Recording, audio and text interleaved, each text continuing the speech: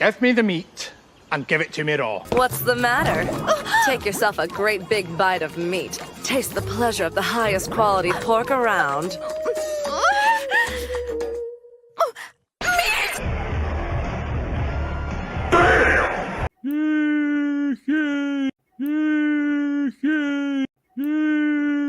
I know porn. Dude, that's like a test of strength. That's not gay. That's like I'm gonna grip you. I'm gonna grip you harder than you grip me. If somebody's gonna try to blackmail me with advertising, blackmail me with money, go f yourself. But go f yourself. Is that clear? I hope it is. Hey, Bob.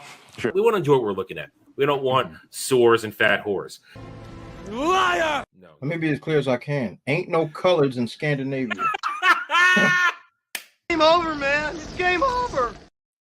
Hail and howdy. Welcome back to the round table where we take stock of the week's events, shit on it for the most part, and try and have a few laughs and try not to be so loud. I'm going to get into that in a minute. But we're going to have an extra guest today. Friend Ryan from Leech Talks, my captain on the USS Engage, who kills my clones with a reckless abandon. It's terrible. It's horrible. It's a crime. We're going to get him one day. Anyway, but let's go around the horn. Say hello to everybody. He's off camera. So I'll start with Dre. Dre, how are you? I'm doing well, Adam. I'm doing well. I'm having a good, it's pretty solid week. Decent week. Had some, actually pretty good, actually, because I've avoided a lot of crap lately. So, yeah, I'm having a good week. I'd love to avoid crap. I just can't seem to. I'm a magnet. Yeah. Like I've avoided crap. Like I've got more exposure for my book. Like this has been a good week. This has been a very good week. I'm very, very happy. This has been a very good your week. book right there, the crowd fund for the trade paperback of Treble the Rhythm Within. Yes, indeed. Let's give Dre a Christmas present, guys. Let's get him to that. Let's get to that $1,000. If that's a Christmas gift y'all want to give me, I will humbly accept. But it's been a good week. I've been watching good shows. I'm still watching Farscape. I'm having fun. Ooh, what season are you on? So I'm in season 2 now. That's where it picks up at the end of season 1 into season 2. That's where it grabs a hold of your nuts and says, "I'm not letting you go." Yeah. It's getting there. It's getting personal. I really like that show. I'm really enjoying it. Cool. I watched it back in the day, but I didn't follow it. Oh, this is your second rewatch then? Yeah. Oh, so I didn't. Wow. I thought this was like an annual thing you were doing. No. Oh, no. Oh, I have not watched it in 20 years. I have not watched Farscape in 20 years. Whoa. See, I watch it annually. Yeah. I watch it every year at one point. Oh, man. Damn. Yeah. Oh, so I'm having a lot of fun. I'm having a lot of fun. Do you have Peacekeeper Wars for when you get to the end of season 4? Do you have Peacekeeper Wars? Yes. Okay, good. All right, you're going to be fine. All right, you're fine. You're fine. Yeah, I have it all. Great. Outstanding. So I'm just going one by one. Then I'm gonna go to Peacekeeper after the show is done. I'm very excited. So I'm having fun. You're having fun. That is awesome. Farscape is incredible. That's when they used to know how to do sci-fi television. And Jim Henson magic, baby. Jim Henson magic. All practical. Yes, there's CGI in it. You can't have Moya be a real thing, but that is Henson magic at its best. At its best. Yeah. At its best, like the sets, the puppet work, the animatronics, like so many things just work so well in this show. Oh, yeah. Even the animation, of course, is dated, but it's still not horrible. It's not horrible. It's still not horrible. It's of the time, and it works. Yeah. I'm having fun. I'm having fun. That is fantastic. I am so happy that you're enjoying some Farscape. So I didn't watch it this year, did I? No, I never got around to it this year. But I'll get around to it next year. I have to. Well, I got so much to watch. Well, I got so much new stuff. I got my new TNG complete season. I got I had it digitally, but now I have it hard. I have my physical copy of Mentalist. I got. Dre, you're gonna appreciate this. Last week, I saw that the Adventures of Superman was marked down from $70 to $20. What do you think I did? Well. Mm-hmm. Now that might be worth my time. Oh, it's good. It's not going to get here until January, but hail my captain. It's not going to get here until January, but once it gets here, all I need is Batman Beyond. then I'll have everything I want. Then you'll have it all. Yeah, like I Have it have all. everything now because I got Batman Beyond late last year. I got it late last year. Batman Beyond. I already had the animated series already. Yeah. That year I got Task last year. That's what I got. Yeah. Last year. So all I'm missing is Superman Adventures. Yeah. That's literally the only thing I'm missing. Well, check Amazon. It might still be there. It might Yeah. still be there for $20. I think that's it because I got Justice League. I got Static. Yeah. That's it. All I need. So we each have the one thing the other doesn't. At this point. Exactly. All I need is Batman Beyond. All you need is Adventure Superman. You know who needs his day saved? Jed. Jed, you need your day saved, don't you? I mean, to a certain extent, yes. But overall, this has actually been a really enjoyable week for me because, as I announced on Twitter, I'm starting to write a new book. I'm diving back into writing, and I'm having so much fun with that.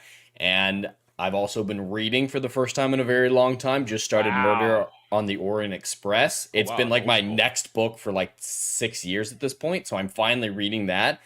And it's actually my turn to do a little show and tell. I know that's usually Adam's thing, but I have a little show and tell for us today. So, as some of you know, it was my birthday last week, and Fear the Beardo got me something for my birthday. A full replica of Aragorn's sword from Return of the King. That's tremendous. It's incredible, and it's heavy, it's sharp, it's pretty much a real sword. Yes. And yeah, this thing is incredible. When I get a real house with a real studio and a real office, that's one of the swords I want behind me, along with my favorite video game swords and anime swords. That I need Aragorn's sword. I need that. So that's gonna be great. That is so cool. I love swords. Oh yes, swords are incredible. But as much as the Doctor Who episode, which we'll get into in a moment, was horrendous, couldn't ruin my week because I had quite an enjoyable week. And I get to hang out with you guys, of course, today, talking about how bad all this shit is, making fun of Disney as usual. And it's a good day. It's a good day. We're gonna have a good day. We're gonna have a good day. Dragon Lady, good evening. How are you? I'm doing all right. I'm still up in Scotland. I've been doing Christmas shopping. Yeah, it's been not too bad a week. I also got me the re-release of the Batman Arkham Asylum trilogy game on the Switch, so I'm looking forward to playing that at some point this week. All right. Well, yeah. Hey, I was ever into the Arkham trilogy because people say I'm a weirdo for this. I didn't want to be Batman. I just want to watch Batman. I know it's weird, but everybody loves those games. Those are games that people just, especially cities, people just swear on city. So I'm glad to have some fun with that. We all need to play some games right now. That's what I did yesterday night. I played a game. I just needed to because after which just hail my captain. How are you? You got any buckets nearby? Yes, I do. I am the dirty bucket shooter, and I got one underneath me right now, just in case. Okay. I'm excited to be here, talk about the fact that yet again, another franchise is failing due to wonderful identity politics and the fact that they just can't seem to get out of their own fucking way. I kicked a hornet's nest on Twitter again. Basically, all I said is, so somebody was complaining about the fact that Tyrone Magnus, big YouTuber, I saw that this morning when I was dicking around. And so some dude was like, I used to watch him, and now he's just, and it's just like, he used to be just a humble nerd. And what happened to him? And I was just like, well, maybe Disney should keep identity politics out of entertainment. That's all I said. And there comes the weirdos. Yep. And of course, they're all disingenuous. They're actually starting out better. They try to start out like they're having a conversation, but when you continually give them facts about the fact that Disney keeps flopping and stuff like that, all the movies they're putting out, they immediately they get to the point where they're just like, well, obviously you're stupid and you're a bigot, and I'm like, and that's all you wanted to do the whole time. Yep. That's all you wanted to do. Because they have no defense of anything. No. And and that's the thing. They have no defense, and sometimes when we are commenting on this stuff, whether it's live on stream, whether it's in this, we get loud, we get boisterous. Our reactions are organic. That's part of why people gravitate to all our channels, whether us here down at the lower levels or all the way up at Nerdrotic and Geeks to Gamers, with Az and with Ripa and Drinker and Waller, all that stuff. They gravitate us because we are genuine and we get loud.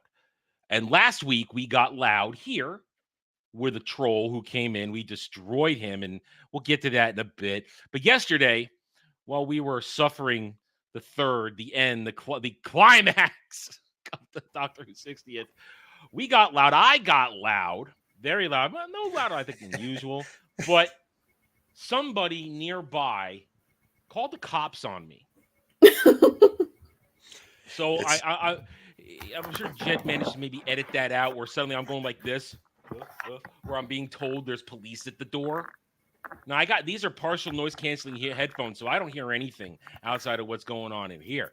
So I get up, I go out there. Now we were able to piece together. They were knocking on multiple doors, so I don't think they were sure where it was, but still, I was yelling a lot. And according to the others in the house here saying it sounded like somebody was doing something to me, I think somebody's just a nasty bitch somewhere, a couple either here or there. But that's just the thing. We're genuine. We get loud. But it's really freaking annoying to now have to I have to now try and censor myself here and not be so loud, because I don't want to kick out of here. I got no place else to go. This is the only place I can rent from right now, and I can't afford to move unless you guys sub to the channel, make it grow. We get bigger, we get the crowd from going, we get other things. Then I can get the hell out of this state, and I can move someplace else. And I have to take my mom with me because I'm not leaving her alone. She's the only family I got. But it's really frustrating to have this passion and understand when not only now sometimes we have to maybe control ourselves, because last week I got a comment on last week that we were too loud and yelling and somebody couldn't watch the stream. I'm sorry. I apologize. I'm sorry you felt that way. See, I didn't attack the person who said it was too loud, I couldn't watch. I said, I'm sorry you felt that way. I'm sorry you couldn't join the stream. Maybe come back next week. I didn't attack them. We were loud because it was organic at that moment. But at the same time, it's frustrating when you're dealing with these assholes who are inorganic, they're inauthentic, they're fake. And like Ryan just pointed out, they just want to get to the point where they can call you, I'm a racist, I'm a bigot, I'm a this, I'm a that. They just want to get to the point where they can attack you, which is why I am very vocal about there are no rules, no rules of engagement anymore for this. If they're going to be in, they're always going to be at that level. We need to be at that level too now. We're not going to instantly call them names, but we should troll them. Now, I'm not saying go and harass people, but go ahead and troll somebody. If they reply to you, want to play the Twitter game, go ahead. Beat them up a little bit. They're not smart. They're very dumb. And if you could be like Dermy and get goddamn Rachel Zegler's attention and mine that, then do it. I've tried. I got it once. I've tried a couple more times. She's not paying attention to me. But you understand. Don't take the high ground anymore, because they're never going to take the high ground. And this is trench warfare. This is dirty, guerrilla, nasty, in the shit, in the mud. We have to play their game. We have to beat the crap out of them, because you know why? We're winning, and they're scared. Well, it's also not just that too, right? So I rarely like actually hate anybody. These people hate our guts because they think we are really all the things that they call us. It's because they're brainwashed. Yes. And they're going to be the first people to honestly attack a certain person on this panel because you don't have the opinions you're supposed to. And we all know what that is. Yes. Right. And they say really heinous things. Yeah. And so no, these people legitimately hate you for having a difference of opinion. It's just an opinion. It is. And like even one person was like, they said something about the fact that like, well, why don't you just shut up? Or maybe just shut up. And I was like, no, it's called freedom of speech. And and somebody commented underneath that, the hell with that. That's what they want. Hell with that. Freedom of speech. That's why the Bill of Rights in here in America is so important, because it protects us from the government. It allows us the freedom to say what we want. It allows us to defend ourselves from tyranny. That's why Amendments 1 and 2 are so important, because without those, they would have crushed us a long time ago. Oh yeah, they would have, but they know that they can't. And that's the double-edged sword of social media today, is the fact that on the one hand, we see too much shit, but on the other hand, it does record this stuff. So we can show, look what's happening. Look what's happening. All right, Also, so guys, we gotta. Oh, go ahead. Were you gonna say yeah, I something? was just gonna say, and also look too, like, you can say what you want about. There's a lot of problems with social media and stuff like that. Alex Jones just got reinstated on Yep, Twitter. I voted. I voted. I did too, and that's I something voted. I never. I think a lot of us never thought would happen, right? You know, that's Well, I think permanent bans are basically stealing somebody's freedom of speech, in my opinion. it's all because of this. I played it during the intro, but I'll play it again right now. It's because of all this. If somebody's going to try to blackmail me with advertising, blackmail me with money, go f yourself. But go f yourself. Is that clear? I hope it is. Hey, Bob, if you're in the audience. That's what it is. I still love that clip. That's you picked a fight That with the interviewer just richest goes- man in the world who doesn't give a fuck what you No. think. And now, to piss you off even more, he's going to bring back one of the people you hate the most. Because Alex Jones has no filter. And he's just going to say what he feels like. And that's what they hate. The thing is, Alex Jones is very, in many ways, has been very prophetic, we got to say. But, all right, but we got a good show for you guys today. We're going to talk Doctor Who. And as the title said, it's Bi-DED. You'll understand that if you haven't already. It's Bi-DED. Yeah, I think right now it's Dr. Why Bother. Yeah, Disney, I've been harping on this all week. I botched it. If you watch Natural 20, I botched it there, but I recovered with a video.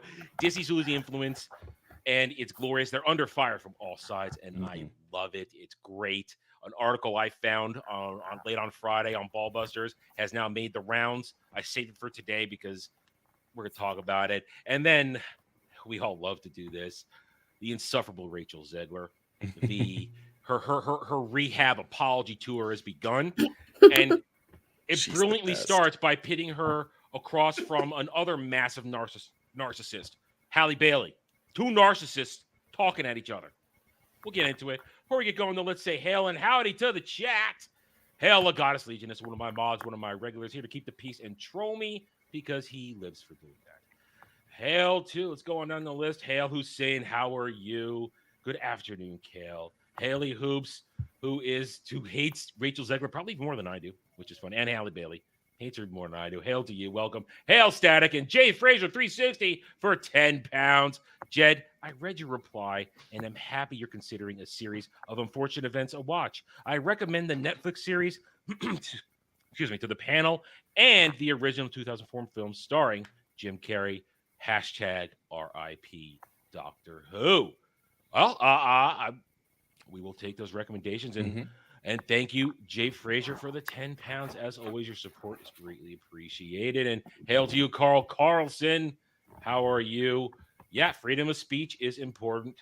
And we must always remind it. That's why we will always do this. They want us to shut up and go away. That's why whenever we get the tired rolled out, if you don't like it, don't watch it. It's no, that you don't want me to talk about it because you like it, but you can't handle that other people don't like it. So I'm going to talk about it because it's here in America, my right to say whatever the fuck I want. Look, and that goes both directions. I support your right to call me all sorts of names. You can call me the worst things in the world. Like I don't care.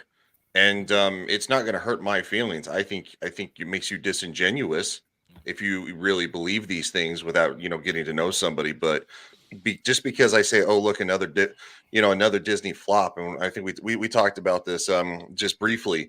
I said that about, Wish. And I said, oh, look, another Disney flop. And somebody called me a racist Nazi. And I'm like, so that's like way out of left field.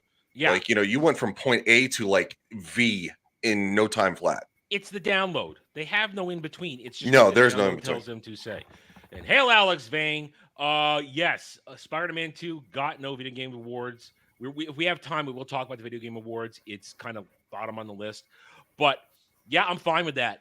I thought I gave it a 6 out of 10. I was very disappointed. Gameplay 10 out of 10. Rest of it meh. Graphics also 10 out of 10, but rest of it meh. And the story just ruins it. And you guys have heard me go over again, so I'm fine with that. Although Yuri Lowenthal should have gotten the voice right because Yuri Lowenthal is an outstanding voice actor. He does a great job. He is a great voice actor. I would have given him that one. But not getting anything, I'm still fine with it. I'm okay with it, just fine. And hail and howdy to everybody else just watching, not chatting. We're happy to have you here. We hope you enjoy the rest of the show. Hit that like button. Subscribe to everybody. Links in the description below.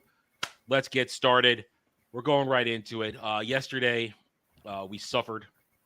Well, almost one last time because I am going to watch the Christmas special because I need, as Jed quite rightly put it yesterday, I need to be informed in my criticisms. So I need to be able to say why Shooty Gatwa is going to be bad. And I can already say it's going to be bad. Oh, it's going to be so bad. The taste we got yesterday of Shooty plus the trailer. And then we've got another trailer of him showing off. You can't even call it a sonic screwdriver anymore. No, it's completely different. And from what he's describing with it in the video where he's breaking down what it can do, it serves an entirely different function. Yep. It's not a sonic screwdriver anymore. It's stupid. But Jed, walk us, get us started. Yesterday, the 60th anniversary, the giggle, it was a mess narratively. It was not only a mess, but it was boring. We were constantly throughout the whole thing saying, where's a climactic moment? Where is the tension? Because it was just either pointless banter, cringe banter, destroying of lore. They spent many minutes tearing up Moffat era Doctor Who, taking horrible pot shots, never criticizing Jodie era. Nope, not never even criticizing what Russell T Davies did first time. No, just pot shots at Moffat era. Then there is, as I said, the Doctor was not the Doctor at all.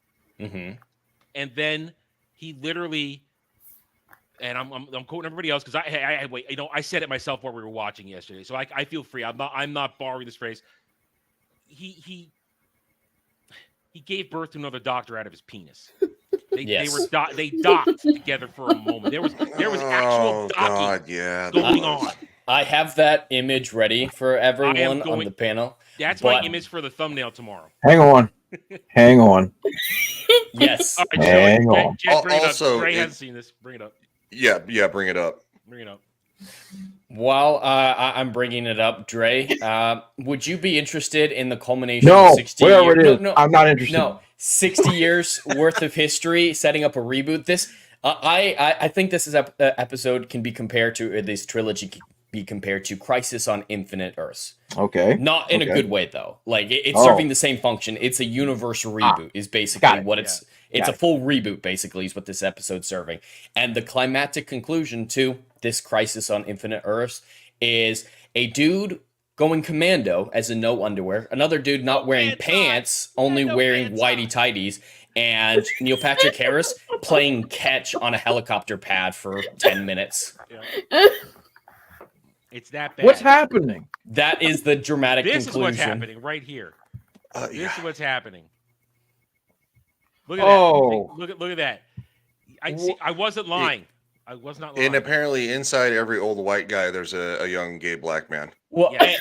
and the part that we haven't harped on enough is Donna's first line after this to the Doctor was, "Do you come in a range of colors?"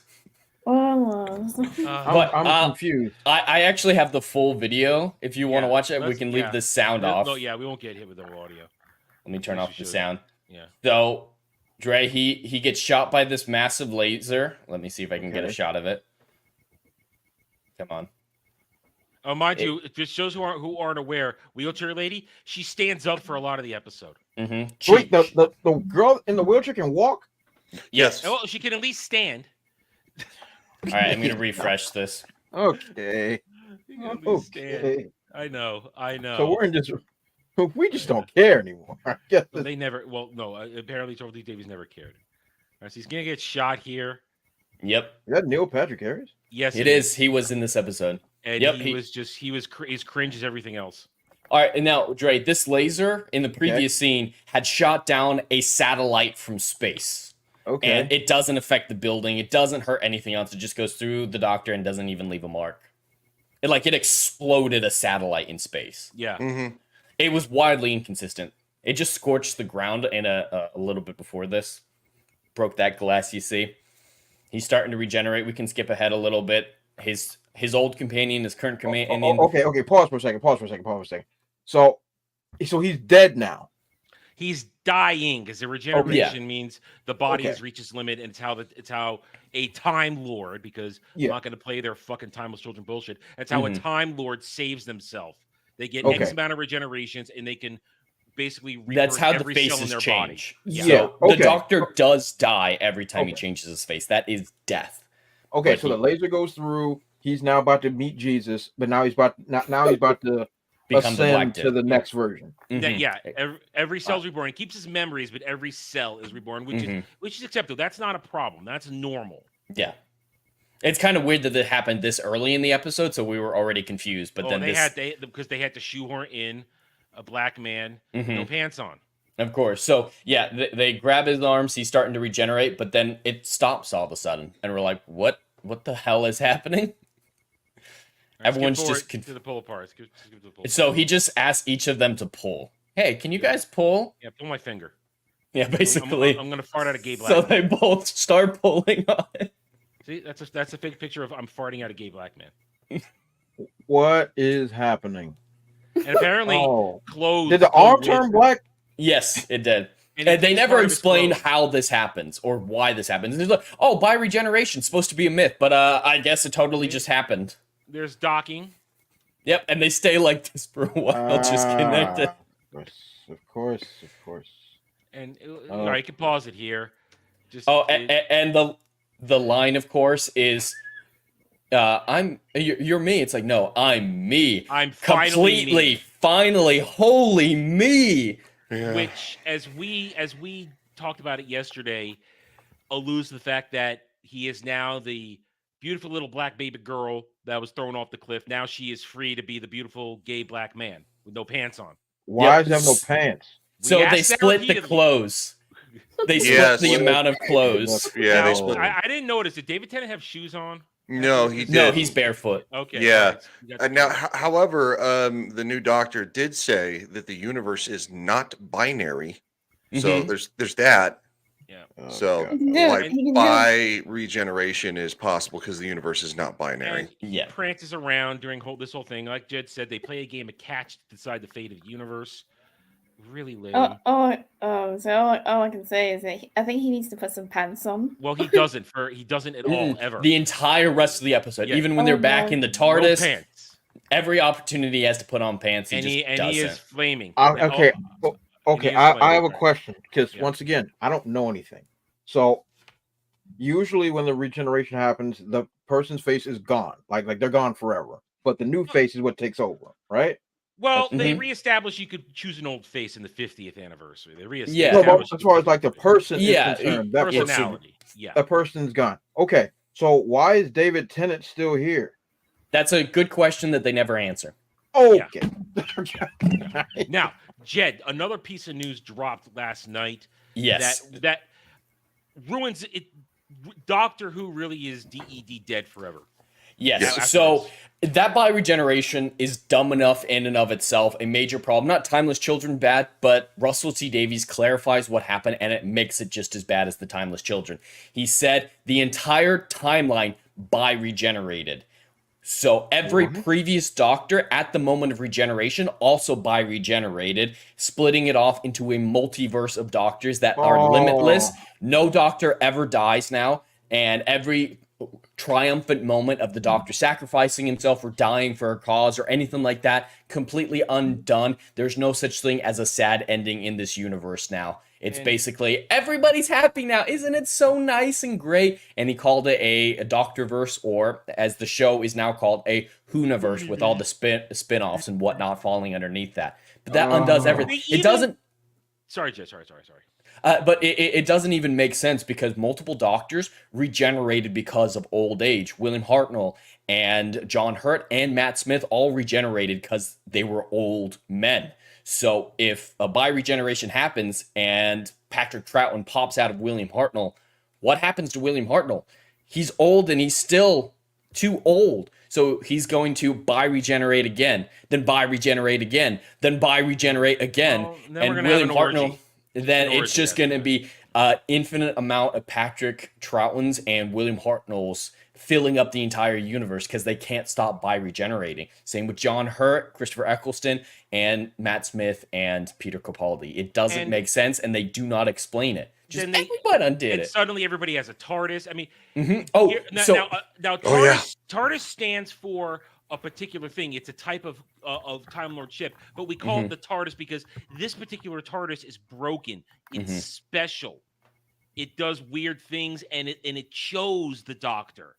That was one of the cool things we saw when they did towards the end of Matt Smith's era when Clara went into the TARDIS. We saw the flashbacks, and she saw William Hartnell's Doctor choose the TARDIS, and then she actually, as the girl who was in everything, because that was Clara's original thing. The girl. I think your point's better made with the Doctor's wife. Well, when that too. She became Idris, and she's like, I picked you. Yeah, well, that too. But I'm saying I want to start at that point though, where it says no, choose that one, and because it's just. But it's all the TARDIS was special. It's a character all by itself, and now in this special, Ncuti Gatwa pulls out a giant cartoonish mallet, and then does a very flamboyant wind up and hits the TARDIS to make two. Yeah, and somehow that's all it takes. There's TARDISes everywhere. Yes, apparently. The TARDISes bi-regenerate with the Doctors. Okay, why is that?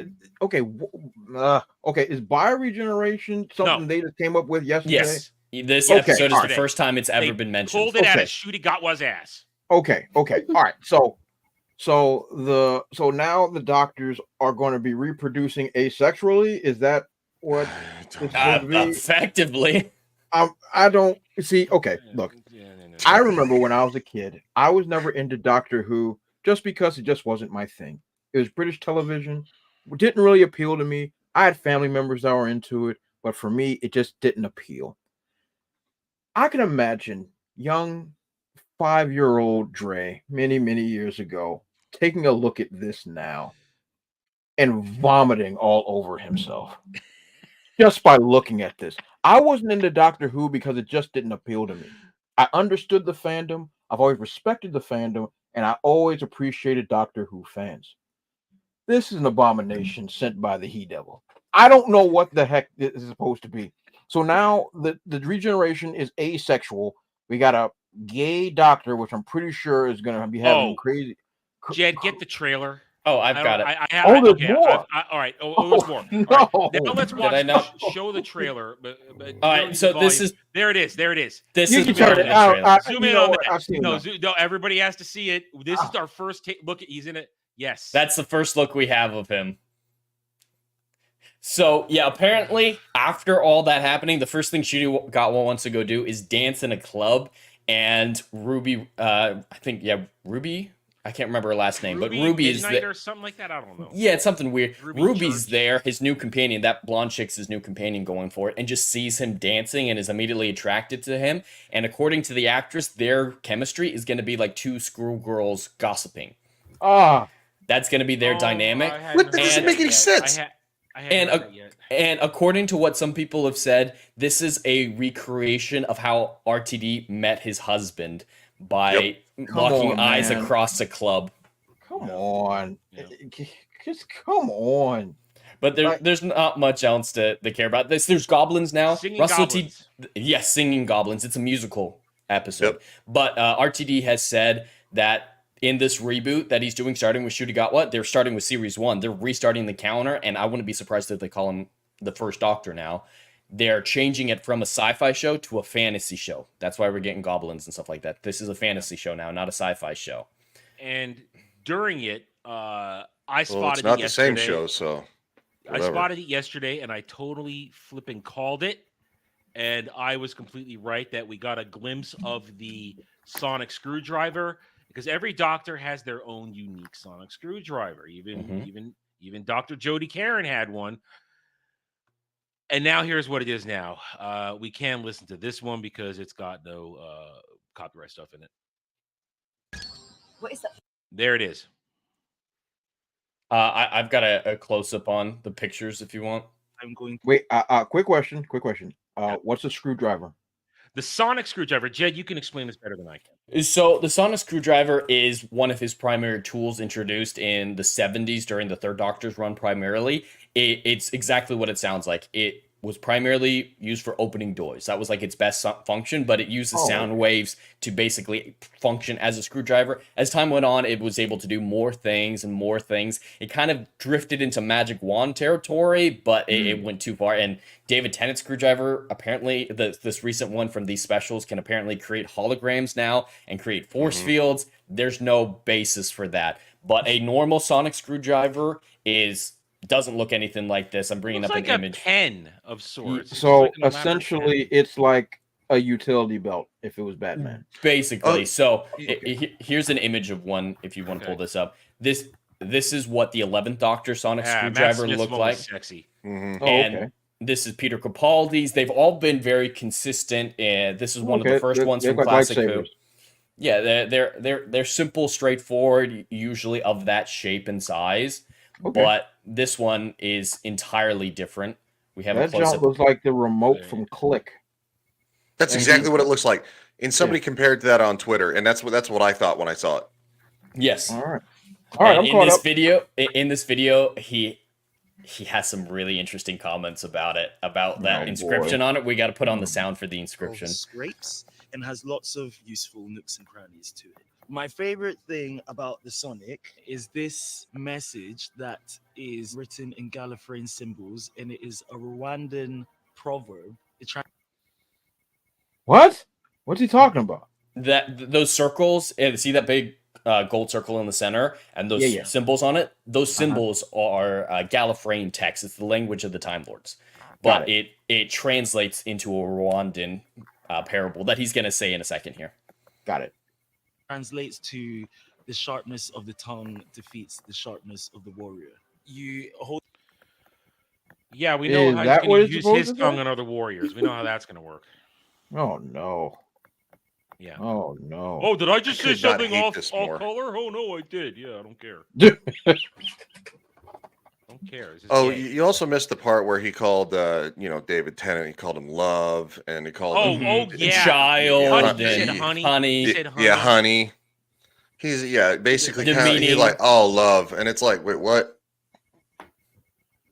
And they held each other. Yeah, and he kissed his forehead. Yeah, he held David Tennant like the woman. Oh boy. Yeah. All right. So this is Doctor Who now. All right, Jed, what you got here now? Oh, okay. Yeah, I know what this is. Yeah. Oh, yeah. So this is another sign of the future of Doctor Who. For those of you who don't remember, Jinx Monsoon is a drag queen from RuPaul's Drag Race who was cast as a character in Series 14 going forward. And we just found out that this character is called the Music Maker. What? We had Toy Maker, and now let's have music. So original. RTD is bankrupt. He's bankrupt of ideas. Oh, and Dre, the new TARDIS has a wheelchair ramp. Oh yeah, it does. Oh no! Swear to God, they whipped that motherfucker out too. They whipped it out just so quick. Oh, and he just pulled it open, and he was like, finally caught up to the 21st century, is what they said. So the chick that can fucking walk in the wheelchair, and we know she can walk because we saw her, and too, so anyway, you missed the part of the episode where apparently from the original television cast or whatever was what's it again, the name of the doll? I can't remember. Anyway, Stooky Bill. Yeah, Stooky Bill. So anyway, there was subliminal messaging through every screen in the world, right? Phones, the internet, computers, stuff like that. That was driving everybody gradually mad, making them think that they're basically right about everything, and also kind of intolerant and violent. And so not subtle. No, it's not subtle at all. So yeah, and the only thing that was actually saving them was this bracelet, and it was around their arms, and so that's it was so stupid. All right, and Dre, we gotta say this for Dre's sake. So this is something that really happened back in the 1920s. The first television screen ever created showed a video that they took of a puppet's head called Stooky Bill. and Yeah. it was so hot in there that the puppet melted.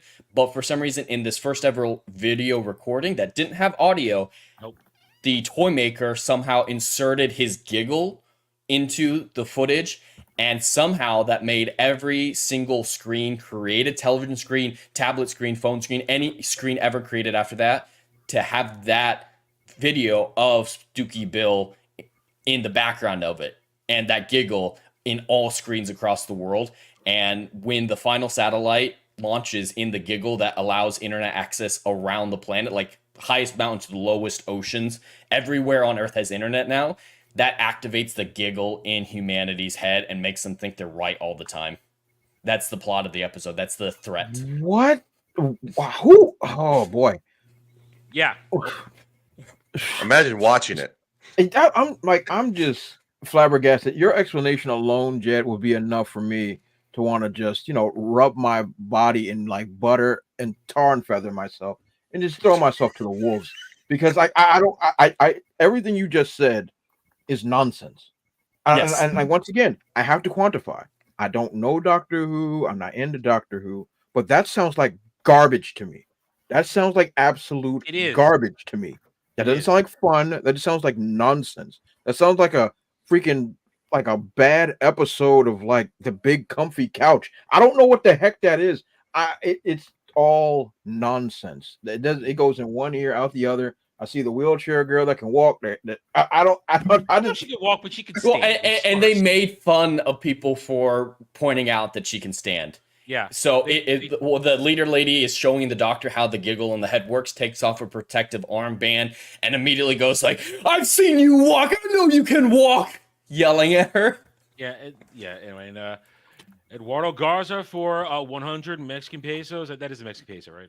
That is the right acronym. So yeah. Okay, great. Thank you, Eduardo Garza for 100 Mexican pesos. You guys are doing great. It's hard to find YouTube streamers who speak with the truth. Can't wait for your Doctor Who episodes reviews like Wheel of Time, Disaster Law. I don't know if I'm going to review it, but we will talk about it. I will talk about the Christmas special because I will watch it. We'll probably talk about it on stream the following weekend because we're going to take Christmas off, guys. Give everybody a day off on Christmas because Christmas Eve is a Sunday, so no show that weekend. But we will be back the following weekend, so we will talk about it. And I know that Dermy wants to review it. Mm-hmm. But I don't know if we're gonna review it. But we got. I'm gonna watch it. Yeah, I might tweet about it and talk about it on live streams. But at this point, so tune in for live streams where I'm sure we'll talk about it. But I'm not gonna get full on reviews. But there is plenty to review in the coming months. There's a lot of stuff. We're gonna get a lot of stuff going. So thank you again, Eduardo Garza. Thank you for the support. So Doctor Who's done. Well, we have a unique pleasure, again, like you always like to point out, Adam, the numbers. Our Sunday The show. numbers. Yes. We have the overnight figures for last night's episode. And if this downtrend continues, Shootigatwa's show's probably going to get canceled. The reboot's probably going to get canceled because that is a consistent downtrend in the UK for the overnight figures. Now, aren't they already filming seasons 2 and 3 back to back of him? Yes, that's what supposedly they're doing, right? They're currently filming. Okay, so they are. Shootigatwa's second season. They're just filming his second season right now. Yeah, I think they know this thing is dead on arrival. Yeah, they're going to take that Disney money and run. Pretty much. Yeah, or as they should. Yeah. If Disney's willing, zoom in a bit. The chat's can't get there. There you go. Yeah, like if Disney is willing to throw out money that they don't have to the BBC, and everyone else that's involved in this, more power to them. They're robbing Peter to pay Paul. Who gives a toss? If Disney wants to throw out the rest of their 57 cents, go for it. Go for it. Burn it faster. all. Burn faster. Yeah, burn faster. Burn it all, because this is not gonna go well. Now, and based on what Dragon Lady's been saying the last couple of weeks and everything about how folks over there, because she's the target demo. She's the target demo, and if she's not into it, it's a rhetoric of what's happening over there in the UK. They want nothing to do with this garbage. Like here in the States, Doctor Who is niche. Here in the States, it's niche. But over in the UK, it is God Almighty. But if they're not into it, it's over. Like take Disney's money, take it, Doctor Who, whoever the showrunners are, whatever, take it all. Take Oh yeah, all no. their money. Just get it done. Get rid of these I'm people. I'm all for the more money Disney shills out for this crap is just another drop in the bucket of closer to them just the literally firing everybody from the top and starting over. Yeah. Well, talking about, man, that's a good transition. Disney, this thing, Doctor Who has Disney DNA in it now, and frankly, Disney's DNA is rotten. It's cancerous, and it has led to a point where nobody. And this is my theory based on the evidence the past couple of weeks. Nobody is afraid of Disney whatsoever anymore because all Disney does is fail. And we're gonna review this one quick. We're gonna view the box office real quick because just leads in what we're talking about. The Marvels. They said they're gonna stop reporting on it. They added a little bit. Give me $2 more million. Give me $1.1 million more. And I told this to Jed yesterday. No, I need it. No, Dre, I need this. I need this. You'll give me this. Hit it on the nose. I will give if it gets at 1.1 million, which it might internationally. International number haven't come in yet.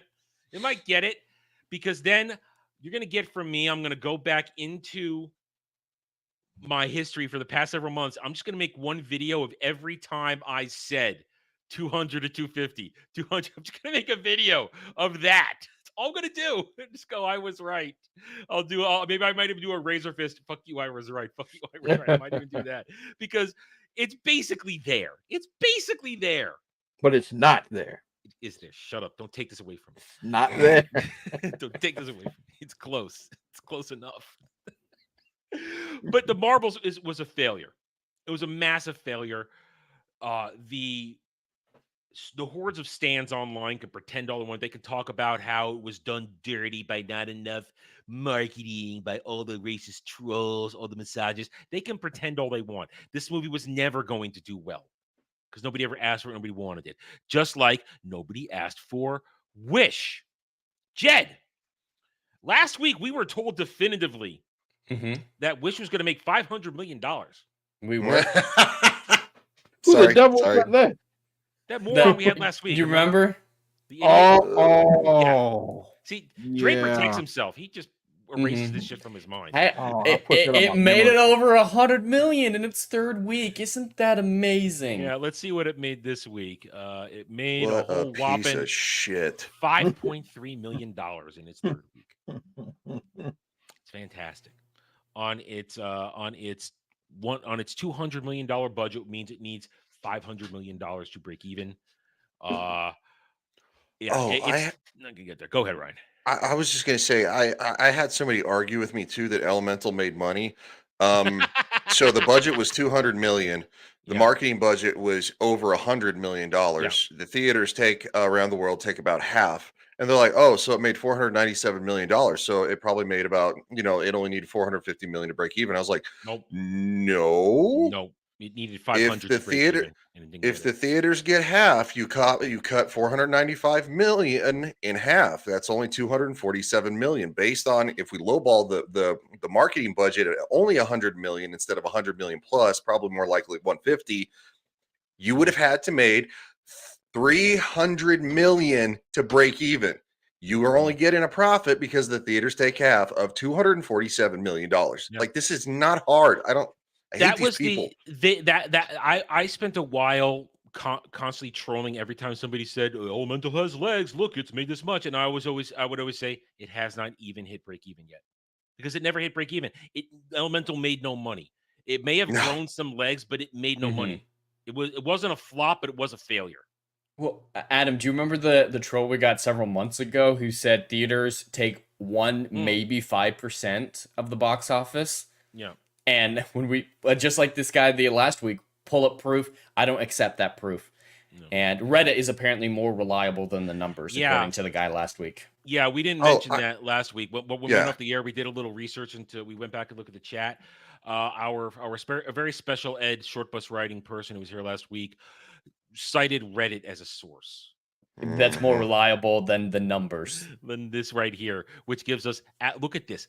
It made $191 in one day per theater. on November Adam, 27th. I Yes. was done. I was done with him when he cited that CNBC is a non-biased source.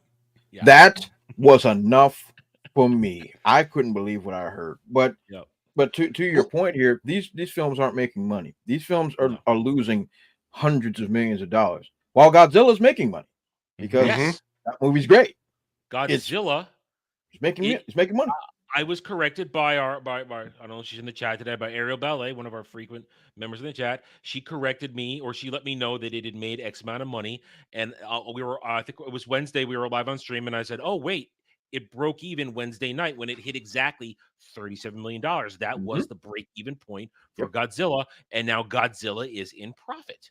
Absolutely. And it will continue to be in profit because they extended the U.S. theatrical run. And it will stay in theaters around the world as well. So Godzilla made money. If you want to check out the box office section, it had a drop of, I believe, 27% Yeah, week 27. to week, which is the lowest drop in 2023.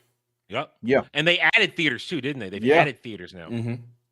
So because this movie is, good. And the word of mouth that this film has gotten has been, to say overwhelmingly positive isn't even the word to describe it. It's like This is first what Legs ballot looks Hall of like. Fame. Yes. Yeah, this is what real Legs looks like. Because this film, like, and this is what I said, and I went on record earlier this week because I believe the budget estimate was $15 million. If memory serves me right. Yeah. And I went and I had to go on a limb, and I was being generous because I have not seen a single commercial here in the States. I didn't see one commercial over here. Only time I heard about this film was via people on Twitter or whatever the case may be. As far as mainstream commercials, this film got none of it. Zero, because it's not an American film. So I was generous, and I said $1 million in ads. That's what I said. And I think I'm overshooting, personally. I think I'm overshooting, quite frankly. I think I'm overshooting, but just so I can, I shot that just to prove a point that this film has such good word of mouth and is going to have legs that this joint is going to be in the black darn near instantly. And pretty much. Yep. And pretty much it was. Because it cost a half a sandwich to make, and everybody loves this movie, and everyone's going back to see it. And those that didn't see it or didn't know anything about it, everybody that has seen it has said nothing but good things. So to see that 27% drop off is insane. To see how good this movie is doing. And that's the point in the end. It's doing well because it's entertainment. It's what people ask for. People will always want a good Godzilla movie. Yep. Whether it's, and again, we know my stance on this. This isn't the Godzilla movie I'm interested in, but I'm not interested in Legendary what they're doing either, because they are kind of clowning it up a bit. And I'm not saying because it's not serious. I'm saying because they make Godzilla pink. That looks so weird. Pink. It is weird looking. I mean, think they're remember- trying to do tributes to Millennium Godzilla because like the tips of the spikes were pink.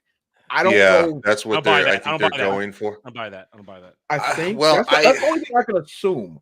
Because that's like, the only thing I can assume too. Now, I don't. I guess in the context of seeing the movie, I wouldn't know further like why they went from blue to pink, unless they're trying to say that one of these comments I saw like, oh well, Godzilla can change its gender at will, and it always has been. Please. And I'm just like, that was a great comment. I was like, all right, dude, whatever. Yeah, whatever, there was bro. a comment. Godzilla is canonically non-binary and trans. Yeah, or oh yeah, whatever. I saw that. When everybody's ripping Crying on that out guy. loud. When Everybody's does ripping on asexuality means that you're a tranny? When did that happen? When did that happen? Did I don't. miss something? Only recently, because there are creatures all throughout this planet that are asexual. It has nothing to do with. Slugs? Yeah, it has nothing to do with gender ideology. These weirdos, literally just vomit out their mouth.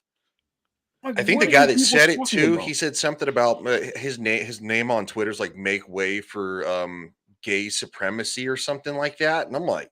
Or supreme or something, and I was like, I was under the impression weird. that It was any something supremacy was bad. Yeah. Like, I guess you didn't get that memo from World War II, dude. Like, Good God. Yeah. But here's the thing: Godzilla -1 is just the example of success. Keep it in a way. And that's what Disney doesn't have. Success. Marvel, failure. Lucasfilm, failure. Pixar, failure. Their original animated studios, failure. The theme parks, downward trend. Hotels, failing. Galactic Star Cruiser, billion-dollar boondoggle at this point. The cruises, not doing great either. Stock market falling. Disney Plus, Eternal Black Hole. You've heard me give the list time and time again. And this has led to this point now where I'm going to play it one more time because you know what? We love it. It makes us laugh. If somebody's going to try to blackmail me with advertising, blackmail me with money, go yourself. But go yourself. Is that clear? I hope it is.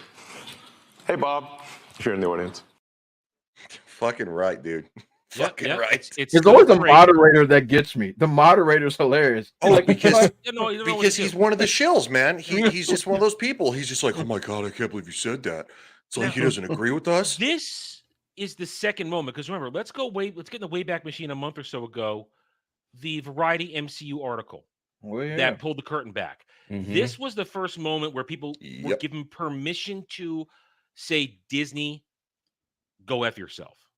We're not afraid of you. And then when the richest man in the world gives you permission to go open season, it's kind of been a snowball effect. Ever since Elon decided to make Bob Iger his bitch, which he's been doing because he's been tweeting at him all week. I didn't have them brought up, but you've seen him bringing up the fact that Disney is still partnered with Facebook, who's being sued for child and won't just say endangerment issues. Because I don't want to get YouTube angry at me. We've got this too right here. You've got one of the lead shills, the Mary Sue, is going after Bob Iger. Mary Sue, who they bend over for. This is exactly who Bob Iger and Disney bend over to please every time. But they're saying he's got excuses. He's why everything is wrong. And then there's this. This happened on Friday. 9,000 women are suing Disney for pay disparity. I found it right before Ballbusters ended. The other Big O channels picked it up and ran with videos yesterday on it. I thought we were equal in Disney. I thought Disney was all about equality. Well, apparently they're not. And these women, this is a class action lawsuit. So that means people can still pile on. Yeah, they can pile on. I mean, you know what? Let's read about it. Let me zoom in. Let's read it. Let's get informed.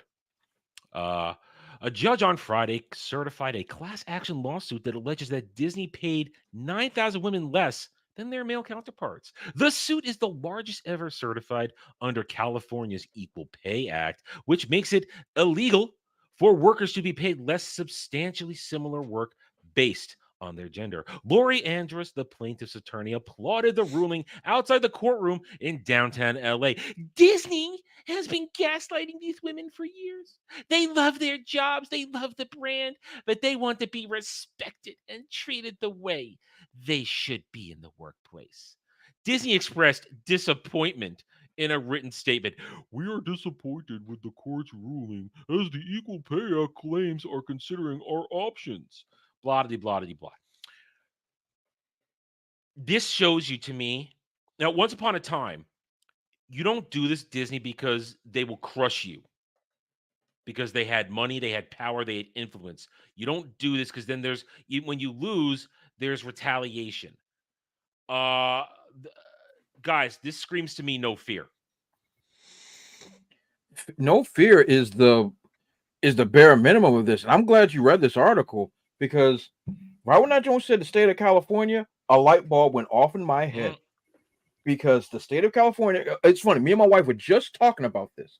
In the state of California, there are, to say the least, leanings positively towards the advancement of women, even at the expense of men, which of course includes the suit of single mothers. If a single mother has a child that also has a special needs, if that young lady is in school, all of her finances are taken care of. Like California is literally built for, hey, if you're abroad, this is the place you need to be. All right. So the fact of the matter is, they're bringing up this class action lawsuit now, and what you read right there said for 4 years these young ladies have been gaslit, whatever that may mean, whatever the stipulations It's may going be. to come out. Yeah, we're gonna know about this because this is gonna be closed door. We're gonna hear exactly. all about this unless Disney settles, but I don't think they have Oh the yeah. money to settle. Oh yeah. But this is really interesting to me. So 9,000 women. Now I don't know if this is baseless. I don't know. I really don't care. Yeah. All but the fact of the matter is, Adam, you're hitting the nail right on the head. No one is scared of Disney anymore. The curtain's been pulled back. Variety article. Elon Musk nuked them from And orbit, this, as you like to and say. this right here. Look at this too. It's South perfect. Carolina will no longer invest in Disney sites companies' embrace of far left activism. Sweet Jesus. An entire state says, yeah, we're not going to do business with you. That's deep. And South Carolina ain't got nothing going on. Ain't got nothing going on at all. Yeah. Holy crap. That's nuts. Yeah, That's nuts. I mean, no, but it hits you've hit it. There is no more fear. We were on the clock a decade. Everybody is scared of Big Daddy Disney for bringing down calamitous thunderous from the heavens. But now they've lost all their power, they've lost all their influence, and even better, they're losing all their money. And now that the steel curtain has fallen, everybody that has played along, and I use those terms loosely, have played along with Disney being all powerful, now are no longer afraid of their overlord. And Dre, you said it perfectly. No one is afraid of the overlord because the overlord is just Bob Iger behind a curtain, and Bob Iger's not smart. And if Bob Iger got bullied by Elon Musk for 2 weeks now. He has been literally bullied online by Elon Musk, and the world goes like this. Nobody's coming to Bob Iger's rescue. No. And that is the bottom line of it all. There's no fear. Because what's Bob Iger going to do? Go ahead, Ryan. It may change, unfortunately, because now that what Elon has done today is something that that the media and their actual politicians who are now going to be wanting to put a knife in his back, because this was the beginning of a lot of this stuff. Obviously, you know, Trump being elected in 2016, but Alex Jones was the next step. Whether you agree with the man or not, that's not my business. You know, I don't care. You know, again, if you want to say he's all these things, that's great. Go nuts. It's your right to do so. I don't care about Alex Jones. I never have. But yeah, no, I haven't either. I think he's entertaining. Yes, I think he's entertaining. Yeah. I love it when he goes on Joe Rogan because he'll say something and Joe says, "Hey, we'll stop. All right, let's look it up." And then they look it up, and then Joe goes, "Holy shit! Like I can't believe." And it's like, yeah, well, put another dollar in the Alex was right jar. It's neither here nor there. Did he say something that was kind of awful? Yeah, morally wrong, but it was his right to say that. If I want to say that sticking a broomstick up my ass cures cancer, I'm allowed to say it. Like people are going to look at me like exactly what Dre did, and they're going to go, "Dude, what the fuck, man?" Like, you know, you just give Jeremy an idea. Yeah, I know, right? Jeremy doesn't need ideas. So the thing is that I think this is going to put a lot of fire behind, and it's going to give Iger ammunition to lash out at Elon Musk. I wouldn't be surprised. No, absolutely not. Here's the thing, though, and here's the other half of this. Iger, and we look at this. I've shown you just a bit of the front that Disney's fighting on. The Nelson Peltz, Ike Perlmutter thing is happening. Now, whether or not it's going to bear fruit, we'll see, because last time it didn't bear fruit. But Nelson Peltz now has more shares, more money, more ability to get his way onto the board. Last I heard, it was 3 seats, but I might be expanding to 4 or 5 seats on the board. And then there's the fact that Ike Perlmutter is also giving his substantial wealth and remaining power in debt because he's got hatred. pure hatred for Bob Iger because Bob Iger joined with Kevin Feige in ousting him from his position as head of Marvel. Not just Marvel Studios, but head of Marvel. Bob Iger, I don't think he can afford. Listen, he's not that smart. He's just a buyer of things. He doesn't have a creative bone in his body. He can't. I don't think he has the ability to fight this many battles on this many fronts and win. I just don't. No, So I don't think he does either. you might It's all be the right. losers that support him. You might be right that Elon's going to have a lot on his plate in terms of people coming after him now that Alex Jones is going to be back on X Twitter. But I still This is going to give Zuckerberg ammunition, which we know plays ball with the FBI. Yeah. I think that what Elon did was awesome. I think that's great. Again, listen to the people. What do the people want? Give the people what they want. They voted, so there's a record of that, right? But it's one of those things that there are politicians in this country and there are large heads of corporations in this country who are ravenous, hateful people, and they are the worst kind of people, like Hollywood actors, stuff like that, and they are going to be all over this like a hand grenade on Tuesday. Well, you know why this has to happen? This is my theory on why a lot of these things I think happen in general. These instances happen because people need to see who certain individuals really are. And again, I mentioned earlier the double-edged sword of social media. Yes, it's in our face all the time. We're bothered by it all the time. It doesn't shut up.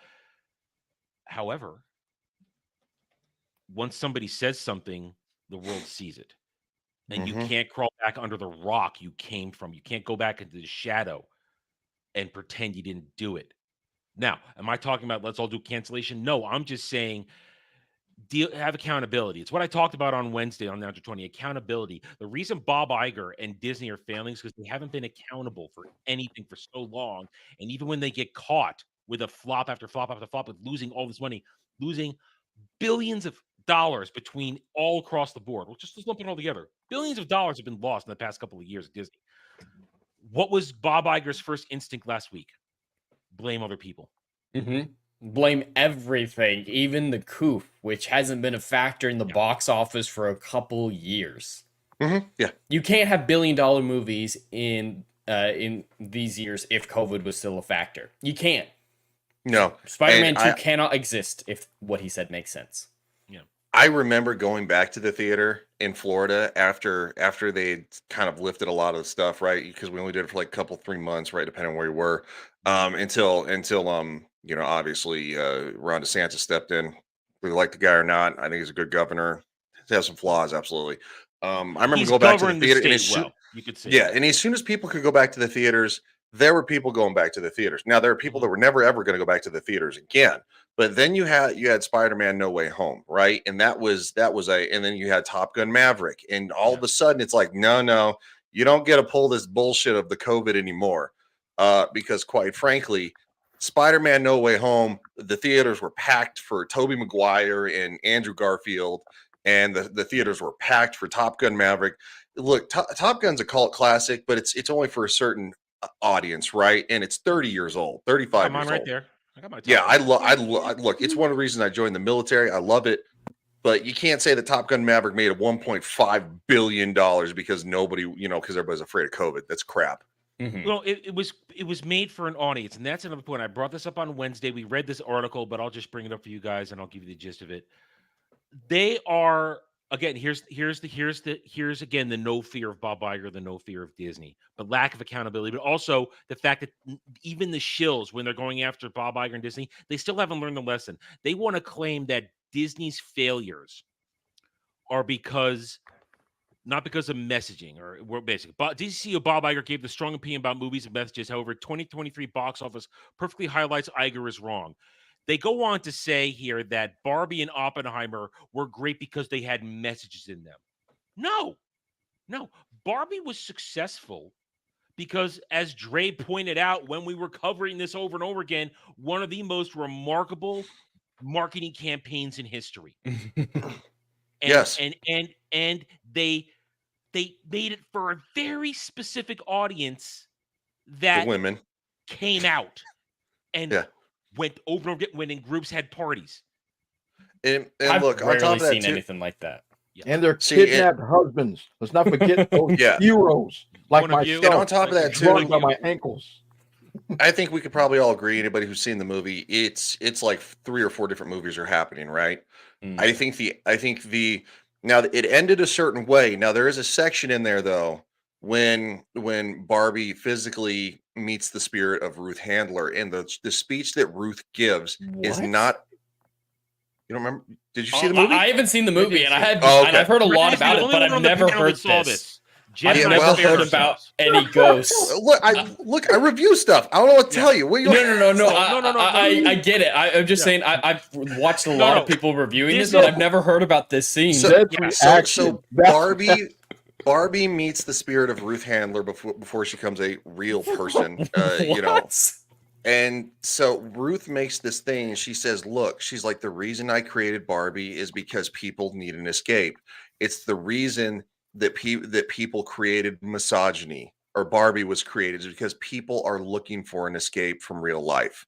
They're looking, and she's making this statement is these are not real things. The human experience is what's real." And I think that section was not previously probably in the original final cut. It was thrown in there as an actual good message to try to actually be somewhat unifying. And because the whole thing is, she literally said misogyny is basically escapism for people that's not real. It's not a real thing. Yeah, I'm not joking, dude. That's seriously in there. Ryan, Swear to God. Why has no one told me about this yet? No, because this scene was so out of left field, because this entire film has been down with the patriarchy, men are garbage. Yeah, and that's why I'm saying I think it's 3 or 4 different movies, because that one section is just like, dude, what? And it actually is something that is actually kind of emotionally impactful. Like, you know, if you understand talking about the human experience and stuff like that, we're all looking to try to figure out who we are, who we want to be, and we make up these things and lash out at others. Well, as the only woman on the panel, please go. Yeah, and I've got very mixed feelings about the Barbie film, mainly because I'm not really a Barbie fan, but I do really like Margot Robbie as an actress. That was the reason why I wanted to watch it. I thought, okay, I'll give it a shot. There's no harm in that. I had very mixed feelings about it. I did not like that ending. That ending was a bit. I'm pretty sure even Barbie I know wouldn't do that. That was so terrible. You don't want to know she's going to get her hooch looked at? You don't want to know that? But that's also another thing too, that she becomes a real woman, and the first thing she does is go to the gynecologist, and a lot of people were a little peeved about, like, oh, what are you saying about trans women? It's like, yeah, well, that was you inferred, dude. You took it where, you know. But there are some pretty hardened messages in it, and that's one speech. But it wasn't successful because of the message. It was successful. No, it was successful because it's Barbie. Barbie's like, it's iconic. It was made to be appealing to fans of Barbie, so they don't care. And then they want to say Oppenheimer had a powerful message about this and that. No, it was a history lesson. It was a biopic, and people enjoyed it because they like learning history when it's presented in a palatable manner. I mean, Jed, you saw it, right? Did I see what? Oppenheimer. Oh yes. Sorry. No, I love Barbie zoned Jed out there for a second, huh? Oh yeah. I'm just trying to think about that scene. It's like when Dre just like loses his mind after I break him. That's basically what happened there. But no, Oppenheimer, I very much enjoyed Oppenheimer. The Oscars are totally snubbing that film, but it's accurate as far as I'm aware. And yeah, there's ways to still get a broader audience. But it wasn't successful because of the message. It was successful because it's entertaining, and it was cast brilliantly, from what I'm told. Remember, I didn't see it because I studied it, so I didn't really need to go see it. I've spent a quarter of a semester studying the whole project and everything about it, so I didn't need it. Yeah, but it was a massive success. Barbie, it was always going to do well. It did way better than expected. Of course, way better than we thought. We absolutely were totally off. We were totally off. It was going to do good though, because pre-established IP, people like this type of stuff. There's a basis for success there. But Oppenheimer, I think it's more a Cinderella story than Barbie ever could be, because who expected a rated R biopic to make that much money. That's Yeah, it made a lot of money. astronomical. Mhm. And Almost with $1 billion. with the releases in Asia that it's finally getting, it might cross $1 billion pretty soon here. Oh yeah, because it's getting the Japan release now. They just It- announced it's that last week. it's might get over $1 billion. Who knows how many people will actually watch it in Japan, since they already saw it in IMAX a long time ago. So they may not want to go see it, but still, this is a rated R biopic with great character work. It's not the type of film that normally does well. Serious psychological dramas, they're not That's box why office it hits. did well. That's why it did well, because that's what everybody was attracted to.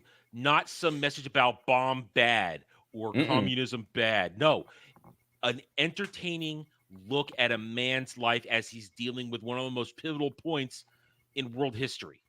It's a character study. It's not about making a point. It's not about judging anyone. It's not about making statements on the broader political landscape, even the politics of the time.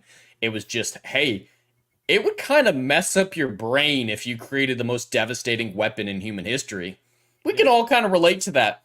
I'm going to be honest. If I had a hand building the first nuclear bomb, that would do some damage to my psyche. Just going to be honest. Listen, I've had a hand in unleashing Dermy on the world, so I feel very broken about that he spreads his Dermades everywhere. I feel bad about that. It's my fault. I gave him his first live stream opportunity.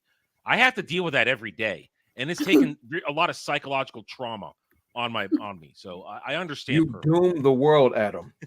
We will not forgive you. It's my fault the Back Taco Kingdom exists. I know. It's my fault too. But oh my god, we just got an incredible fucking writing from Shadu. Oh my god, that thing is so incredible. I want so much more. Reading it on Rumble on the back half of Ballbusters. That's why I couldn't fucking find it. It was on fucking Rumble. Yeah, it's on. Yeah, he read it on Rumble, and apparently there is more because Devil was very angry that he wasn't in it because he started some of it. Yeah, and Shadow said more. Yeah, Shadow said no. He's like, this is kind of like the prologue, right? That's before. Is it epilogue? Let's just say it's Act 1. It's Act 1. It's kind of like teasing what's to come, but there's gonna be more. It's kind of written Game of Thrones-esque. Like a little bit of Lord of the Rings, a little bit of Game of Thrones, and it was fucking incredible. It's insane. I tagged I tagged fucking everybody I could, because this it came from a fucking meme war. Yeah. I tagged like Gary from Nerdrotics and even Jeremy, because I'm like, dude, this is like, if you like good entertainment and shit, like, this is good writing. And it's all about how, like, these because I used to be the dirty Rex fucker. So we're like, insane. That's the problem. It's our insane. We are insane. So it's like my character rides Rexy from Jurassic Park, and it's like I'm this barbarian leader, right? A Tyrannosaurus, and there's like a war. Yeah, and your clones are on your fodder for the other side. Like, it's because Dermy's enslaved you. It's really good. We read the whole thing on Screaming Into the Void last night on Samuel's channel. It's because it's born from us messing around, pure and simple. Yeah, it's just goofing around. I mean, Anna's in it. Yeah, like she rides a chariot of snow led by snow leopards, and like, so she's like this, like it's nuts. It's nuts, and it's so Jed's face is like, oh my god, what the hell? Well, yeah, I have no idea what you guys. Jed dipped out of Ballbuster, so he's not in any of this lore. So he's happy. Yeah, he's not in any of this lore. Well, yeah, Covercast is a great excuse. Yeah, you've got your own lore over there, so you've got plenty of lore on Covercast. But we got this here, though. That leads to part of the message here, though. There is no message in what we did there. It's pure shit entertainment. And for the show sites to claim that there's no messaging in Disney, their movies are failing because of bad sequels, it's a dig, but it's a disingenuous dig, because Disney's movies are filled with messaging. The not so secret agenda, the more racism, the more bigotry, the more diversity, more inclusion. That's all in there, but they don't want to talk about it because then they have to admit that they were wrong. But they learn that. I brought this on here because they learn all the wrong lessons. They say all the wrong things, but at the same time, they attack Disney mercilessly. And it's only going to get worse. Stock's only going to continue to hover and fall. We've got now I got this wrong. earlier in the week. I admit it, but it was the moment, and I was reporting on the Ray movie isn't going into filming apparently in April, but it will go into filming next year. So, and my point remains the same, that it's not people aren't interested in it, and I want it to happen because it'd be failure. But Disney has no real traction movie next year except for Deadpool 3, and that's already got its own set of controversy. I mean, I haven't talked about it, but we know Ryan Reynolds has basically shat all over Disney and MCU because of their famed inability to keep a lid on anything. I saw the And links on that. He's pissed off now. He's made a joke of it, rightly so. Yeah, And that's that's kind of the excellent. amusing thing of Ryan Reynolds. He's able to take something and make it funny like that. Yeah, and I actually covered the leaks earlier this week, and also some of the great things that Ryan Reynolds said in regards to Yeah. these leaks. And because I was very impressed with him, for once again, the people that are, what's the term they use? Based, I guess is the term. I'm not quite sure, that folks have used because they're sick and tired. And what he said was, people are excited about this film. That is why people are fired up to see these leaks, because this is something that people are looking forward to, because I'm making something that people will enjoy. And I had to give him a whole lot of props for that. Then, of course, I looked at his leaks, but I got a lot of respect for him just coming out and just saying, like, hey, I'm about to make something that's really, really fun. And everyone is excited because everyone is dying for just having fun.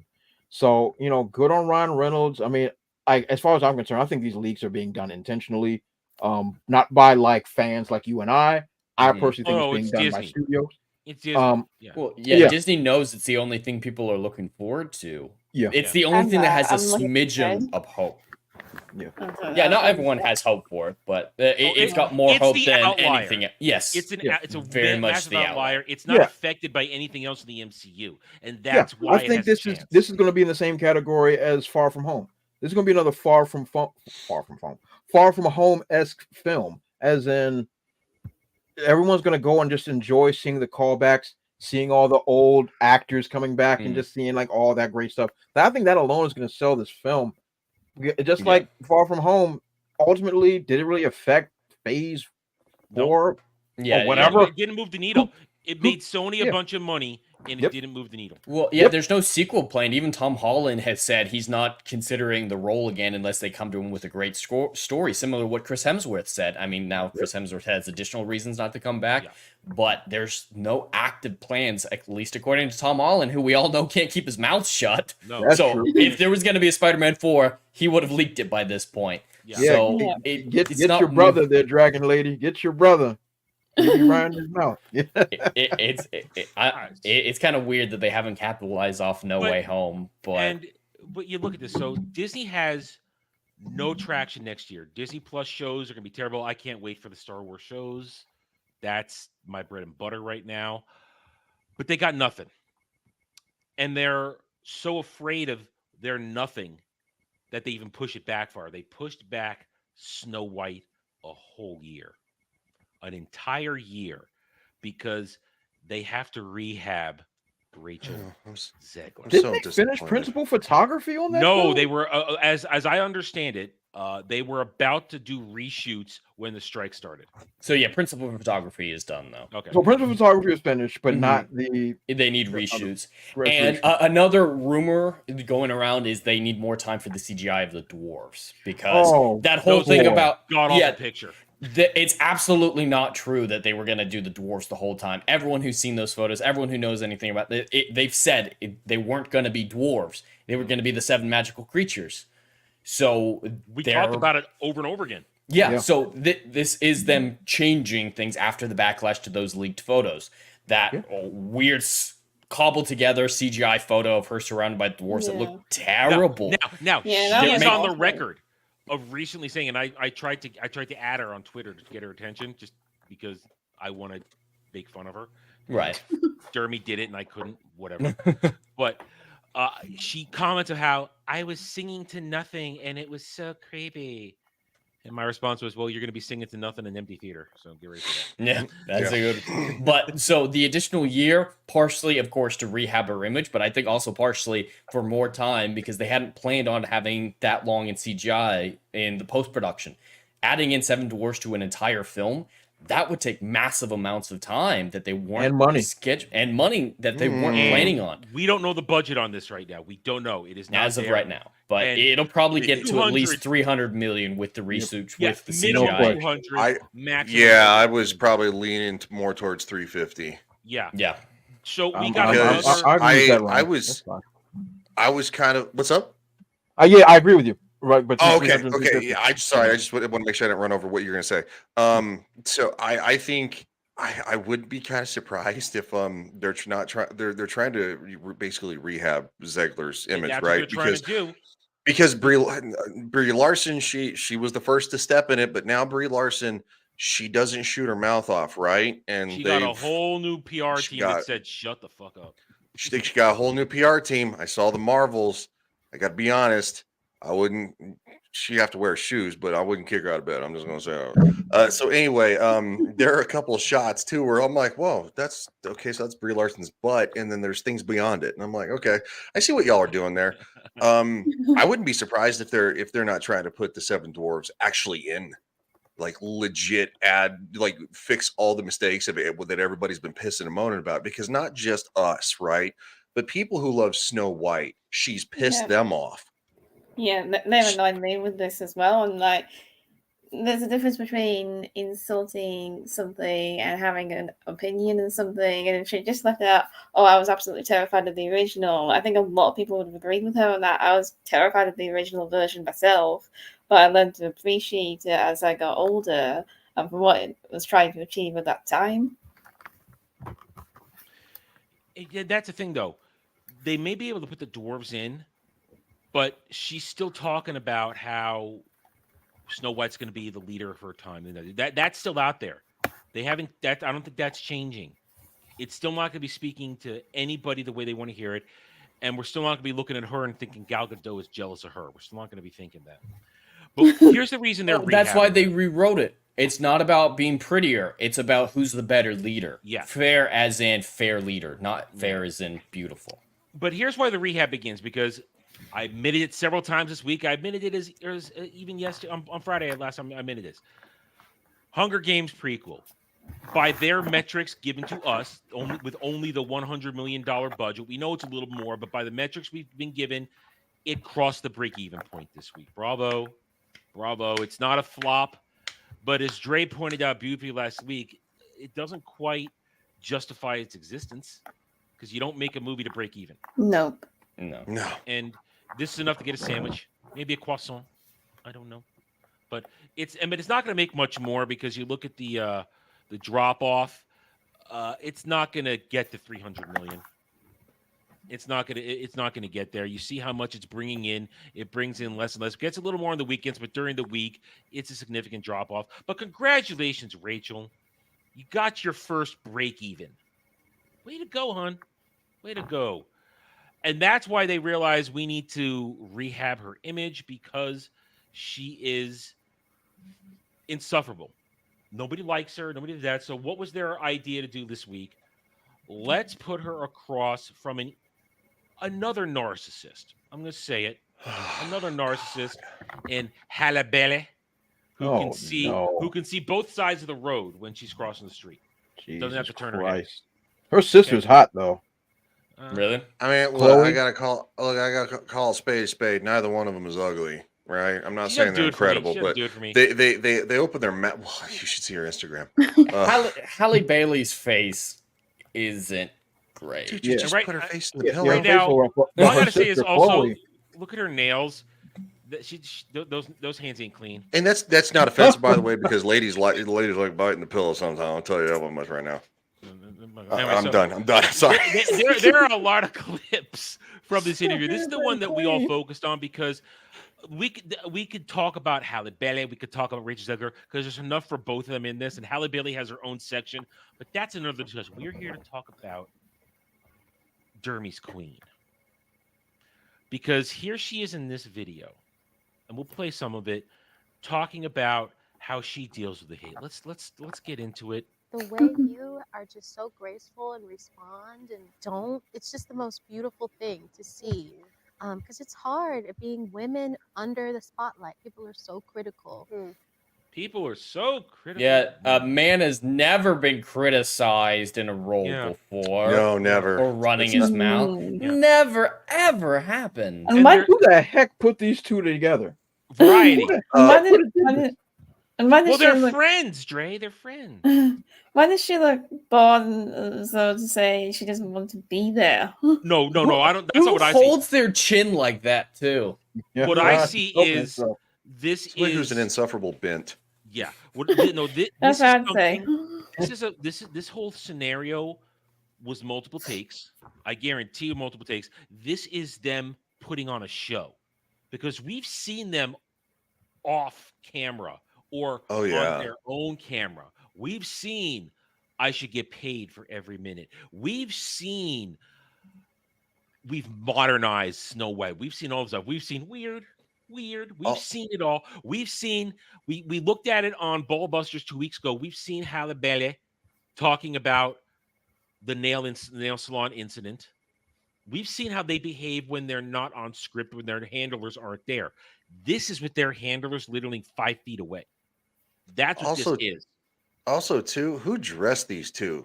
I mean, one's literally in a fucking burlap sack, and the other one's dressed like Hillary Clinton. All right, but it gets like worse. If you're trying to like rebrand here a little bit, you could just dress Hallie in something that she's worn to premieres or on her Instagram. Like, why is she wearing a sack? Yeah, it gets worse though. Let's yes, it does. Just say anything that they would never say to your face. No. So yeah, how has that been for you? Honestly, you know what though? Every single thing I've said about them, I would say to their face because one, I'm not looking to sleep with either of them, and two, I'm giving my honest facts and opinion. I don't like them. I think they're narcissistic individual. I don't think Halle. I don't know if I haven't seen enough of Halle Bailey mouthing off. I think she's a narcissist. I think she lives in her own world. I think she's more important than she actually is. But we've seen Rachel Zegler. Rachel Zegler is a horrible human being. And I'm bringing those up right now as I speak, the evidence, which is what I will keep doing for the next year. Go ahead, Ryan. Agreed. I would say these things to people's faces. Look, I'm one of those people that thinks that, guess what? Honesty is key, right? I'm not. Sometimes if you ask me, like, hey, do I look good in this? I'm going to say, it's fine. Look, I mean, but it's not terrible. I mean, that's going to be an honest response, right? And it's like, if that's not what you're looking for, you hang around with the wrong person. I was raised that honesty is key, and people can't handle honesty in today's world. Like, and this is something that like they shoot their mouths off about stuff, and then they get butthurt when people say stuff back, and they're like, "Well, why are they so hateful to me? What did I do?" It's like you opened your trap and called everybody horrible names. Oh, we'll get to that. I'm going to bring it up, but there's only one time I'm not going to be honest, is if I have a current girlfriend and I want to sleep with her in the future. That's the only time I'm keeping my mouth shut. That's correct. Like a happy girlfriend is a happy girlfriend, happy life. I get it. Yes. Sometimes guys should call spade a spade. Battles. Pick your battles. That's a good point. Two people I'm allowed to: my wife and my mama. I have been single for 2 years, so I'm wondering why. I've been single for even longer, so this is the closest relationship I have right now. Anyway, moving on. Chill. Choosing thankfulness and gratefulness is choosing peace. And as much as you'd like to remind people verbally that being in the spotlight doesn't absolve you of your humanity, that you're allowed to have human moments. Yes. What does that mean? Necessarily do what you want it to do, and it fuels them more. Yes, exactly. I'm waiting for a point just here. As you said, it's like choosing to be present and know that they are probably just having a really hard day. Are these Gen Zers just retarded? That wasn't a sentence. That wasn't a sentence. Well, that's word salad. That's what we call word salad, Dre. What the heck? Here's the thing. I can be present while I'm having a human experience. I hate kids. I hate all of them. Sorry, Jeff. I hate all of them. Before you go, though, here, let me say that before you go. Was she having a bad day when immediately when she was cast as Snow White, she calls all racist for questioning why she was cast? Was she having a day? Yeah. The very first thing she said is she's not bleaching your skin. That's yes. Was she having a bad day when she went after shit, I just forgot his name. I was looking at played Hawkeye. Fuck. She went after Jeremy Renner. Jeremy Renner. I said his name a million times this week. Jeremy Renner. Was she having a bad day when she went after Jeremy Renner and accused him of stuff that was proven false? Mm-hmm. And this was after his accident too, where he actually was trying to help somebody. Yeah. Mm-hmm. The snow plow got away from him, and so he risked his life to stop it from hurting somebody else. His nephew, I think. I think it was his nephew. Yeah, I think so. Was she having a bad day when she went after Gina Carano? Was she having a bad day when she started a hate campaign against J.K. Rowling? Was she having a bad day when she called everybody a racist for weeks? For various things? Was Rachel having a bad day? No. No, she's self-righteous. Her mouth off as always. Incredibly hypocritical. Yes. Yeah, she's nothing but a self-righteous narcissist. These people think that they're like, oh, I'm a part of the righteous side, right? I'm doing the righteous thing. I'm standing up for people of color, and there's just the crap just the nonsensical talking points. At the end of the day, though, ultimately what they're doing is they're allowing themselves to the morality right to be able to judge others and basically call us all horrible names because they're on the side of good and we're all the bad people, and the bad people need to go away. When did it become? I've said it several times. When have black folks asked these people to speak for us? I'm still wondering. I wasn't part of that meeting. I wasn't there. Wait. Well, Dre, you weren't invited to the meeting because these people know what's best for you as a black man, right? That's why you weren't invited. So because of the systemic racism, and I use air quotes because it's not like slavery doesn't exist in the world today, about 29.7 million people in Africa. It's one of those things that they're doing it for your best interest, right? Because they're the good people. And so they don't need to ask your permission. And what you're saying is exactly what they think. But this is one thing I've learned ever since I was a little kid. There are two things you can never claim to be, and it will not be true. You can never claim to be good, and you can never claim to be humble. Because the moment you claim to do either of them, you are not these things.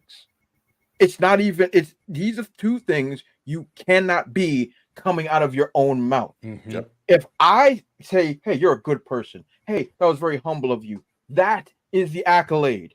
You sitting there telling me that you're good or telling me I'm doing this for you, that means you're not. That means you're doing it for you, because selfless people do not speak on the things that they accomplish or do for other people. They just do it. But the moment you sit there with your cronies on Variety and talk about how you're in the moment and because we're humans, that means you're a narcissist, useless piece of garbage. And I must use Dragon Lady's word, bent. That's what you are. It's not even up for debate. It's like the idea that, oh, because I'm a woman, no, it's not because you're a woman. It's because you suck. You suck. It's not like the idea that, oh, because I'm a woman, this is why terrible things happen. No, things are happening are terrible because you're a terrible person. It's got nothing to do with your vagina and your ovaries, your egg sac. It's got nothing to do with it. You're trash. Here's the thing. We aren't going to let people forget this. That's what this whole thing about. This whole beginning of this rehab apology tour, they want to spend a year trying to erase all the damage that Rachel Zegler has done. And she continues to do more damage. Let's listen to this a little bit more. And then, unfortunately, we have to bring up Dermy. No. Yes, and I am putting out a movie. Amen. That's right. And I feel girl power. Thankful for those. Wait, hold up. She can't just say, we're allowed to be humans, have a human moment. We're just normal people. And then, bitch, I'm better than everyone. I'm putting out movies. I'm special. Yes. You see how they flipped on a dime? Can't do those back to back, girl. I'm sorry. You can't say, I'm just like everyone else. Treat me like a normal human. And then be like, I am upper class. I am better than everyone. We're doing movies. Yeah. Let me help you white folks out for a second. Anytime you see a black girl do the Z, Yeah. She's about to say some nonsense out of her mouth. Okay. That's the approval. That's the approval. That's awesome. It started to make me feel like solid Teflon. Yes. Notice her fake choke up right there. Yeah. I persevered. I grew with thick skin. Well, you didn't grow with thick skin, honey. That it can't really, that nothing can hurt anymore because Amen. they've said the worst that can be said, and you just kind of say thank you so much for this. First worst of all, that can no, be said. you that's not what have you yet say. to You've you said to have yet this. to see what we're gonna say in the next year. It's gonna get worse. But she says that it doesn't bother her, and I didn't bring it up because I didn't think that far ahead. I was late getting ready today, and I can only do Dude, so I would much. let Dermy punch me in the face to interview either one of them because I would just want to sit them down and be like, I would do that why for do free. you why I mean, you bring it up. You bring it up. This man. I don't know, right here- Jed. You made me watch The Witcher season 3 in 2 sittings, so I don't know. Maybe I'm the one who deserves the shot there. We got to remember this man right here. I'm Chad trying to doesn't care. talk about all sorts of topics on my show, No. and it's like, no, I can't talk about topics. I can't talk about topics. That individual, that individual has made it his purpose in life right now to interact with her, and within 24 hours of this clip dropping, he got under her skin again. And she replied to him. Yeah, now she replied to him because he spells like a goddamn dyslexic retard is what he is. But he got under her skin. I thought nothing got to her anymore. I thought she didn't reply. She replied to him instantly. Yes, does he tweet her 5 times a day? Yes, he does. Yes, he does. But don't believe when he said he doesn't. He does. But it's just proof that she is lying and that this whole thing is an act. It is an act. It is made up. It is manufactured. And you look at her face right then. This is the I'm pretending to be sad face. This is not a real expression. This is face. This is a narcissist at work talking to another narcissist. Now let's finish it up. I have a lot of love in my life. Yes. And I'm very thankful. And you know, we get to do our work and have that speak for itself. Yeah. Again, it is spoken for itself. You've had 3 flops and 1 middling failure. Well, and see, also at the same time too, that statement is horseshit. She doesn't have a lot of love in her life. She has zero self-confidence, or she wouldn't lash out at people the way she does, right?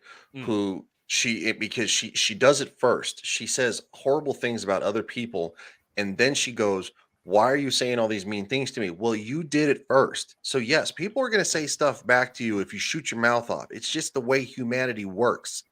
And quite frankly, no, you are a sad, miserable person. It's one reason that you're in Hollywood, because you need self-validation through other people, because you do not have the confidence in yourself to feel comfortable with who you are. Now let's finish this next statement that Hannah Bailey is going to say, and then I'm going to add to what Ryan just said. Which is exactly what you've done. And you too. I love the saying. My godmom says it a lot. You throw stones, and I'll build a bridge out of them. Isn't that nice? that is nice. I don't believe her mom ever said that. I don't either.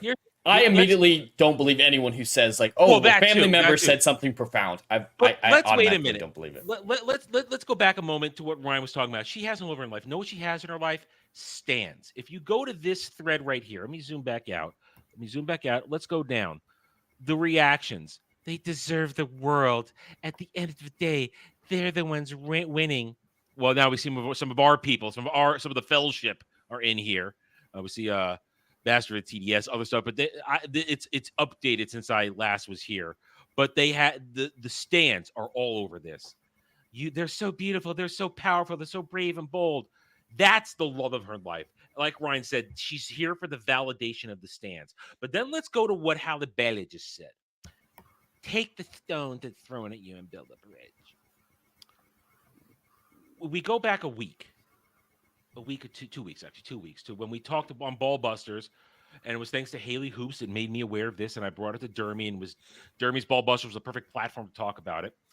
When Halle Bailey was going to a nail shop in LA, and when things didn't quite go her way, when she was turned away, her and her sister turned away, and she threw an entitled hissy fit, Halle Berry didn't go after it. She didn't throw the stones. No, she did. She gave the stones to her legion of stans who have thrown those stones and ruined that woman's life. She's afraid for her life. Her business is constantly being trolled on Yelp and on Yahoo and all kinds of review things with people who never even went there because Halle Berry went online and kind of gave the order for her legion of stans to ruin this woman's life. What did she say? Okay, so here's the story. She went at this nail salon that she'd been going to for forever. No, it turns out she's been there for like a couple of weeks. Okay. And she made an appointment for her and her sister to go there. Her sister was running late. The nail salon had a policy. If you're going to be more than 15 minutes late, we have to cancel you because there are other appointments and they're booked up very large. They have large calendar book up. Well, see where this is going. Chloe was late for 30 minutes and they had to cancel it. And they said to Halle Bailey, we can finish your appointment because you were here, but we can't take your sister. Halle threw a fit, marched out, took Chloe with her, and then on a drive home, did a little Instagram video she posted. We watched it on Ballbusters, talked about the incident. Then we saw the Russian lady, the pregnant Russian lady, who's the owner, proprietor of the nail establishment, and she talked about how she gave her the exact same situation, but basically afterwards, Halle Bailey fans, we call them stans, have been since review bombing and leaving horrible messages and threatening her for how she treated Halle and Chloe. All because Halle Bailey gave basically the Godfather nod to go take care of Corleone business. And that's Halle Bailey. Halle Bailey will on front be all, I'm nice and sweet, but she'll pull the trigger and have her legion of stans do it. I mean, Zegler's not that smooth. She'll do it herself. She's not that bright. We actually have a new example of Halle Bailey and her stans. I don't know if you're aware of this. There was a mention of it in chat. Okay. But after the premiere, yes, we'll get to that as well. But according to the Color Purple premiere, based on the way she was dressed, people are speculating that she's pregnant. Yeah. And so there's a few things with this. She kind of looked pregnant. I could believe it, but apparently the stans, the article will clear it up. For some reason, I can't open up that link that I put in the chat, but from the headline, it looks like the stans are supporting it.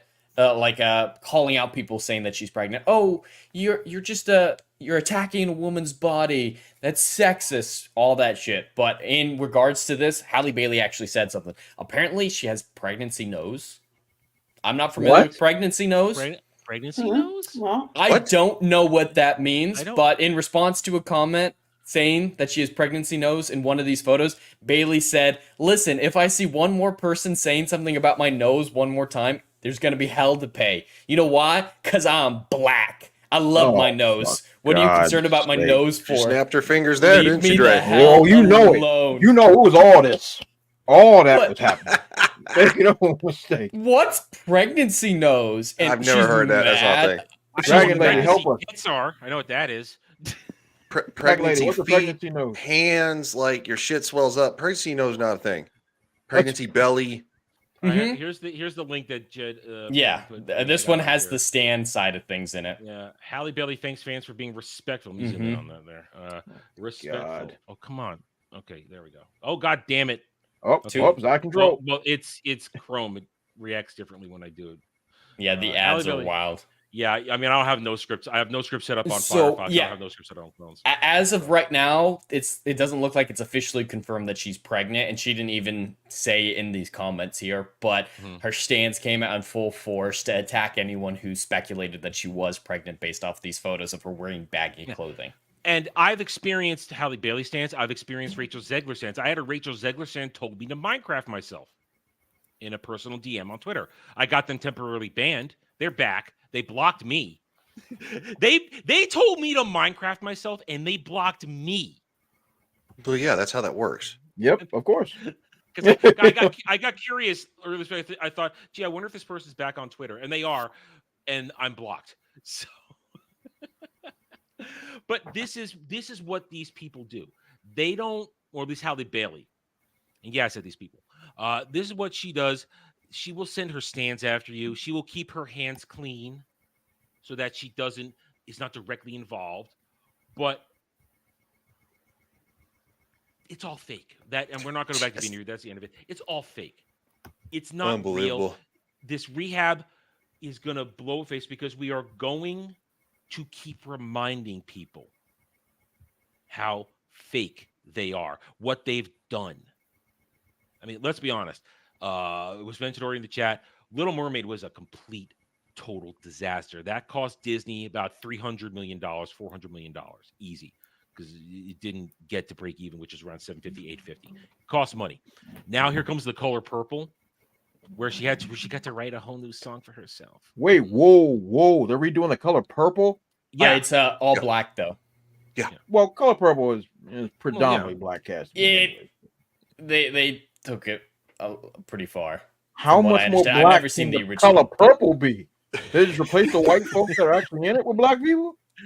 Yeah, you might need to watch the trailer. Oh no! But she got to write a whole new song for herself. So I'm Mhm. sure that's gonna be brilliant. I'm sure it'll be auto-tuned perfectly. And of course, these are talented people. So that's gonna flop. We're gonna cover its box office because that movie's gonna flop horribly. I didn't even know that was being made. Yeah. Oh, it's coming out. And after that, what has Bailey gotten coming down? Nothing. She hasn't got, because she did The Color Purple while she was doing Little Mermaid. That was her little bump. So she's got nothing else coming up that I'm aware of. Nope. Zegler, she's now on the road for a year, rehabbing. Have we heard is she in anything else since Snow White? Not from what I've been hearing. No, I haven't heard anything. No, people are hip to it. And this Snow White may be the last we see of her. Because they're not, as I said before, they can't fire her because she'll turn her Stan army on Disney, and Disney's definitely afraid of it, even though the Stan army is not.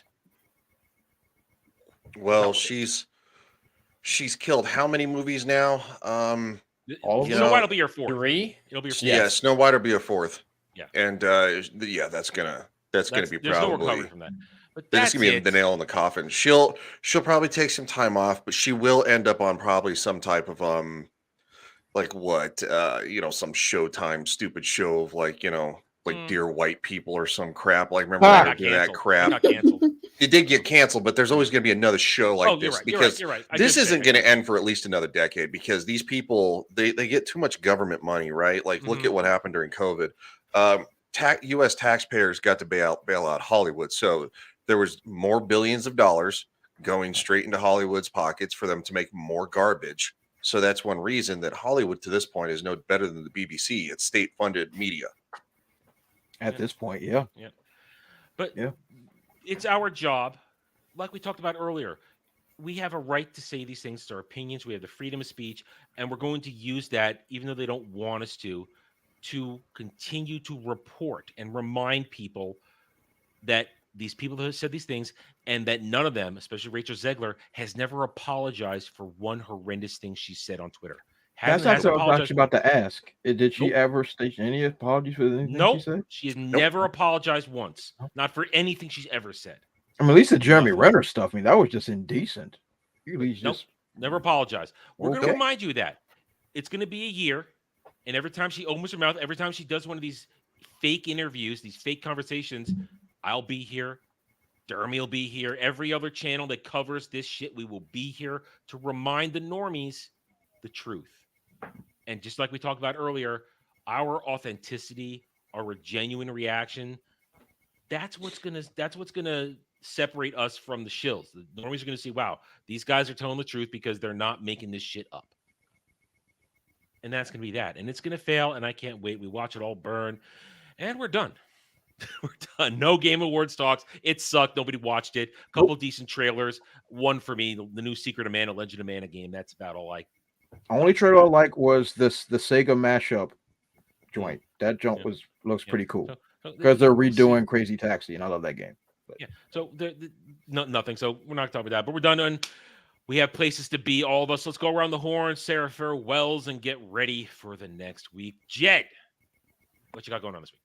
Well, I will be doing a lot of Doctor Who videos, Hollywood Scholar on YouTube, including one that'll be coming out in just over an hour from now. It'll be our watch along where Dre wasn't there. I'm race swapping It just Adam. feels like Dre's there all the time. It feels like Dre's there all the time.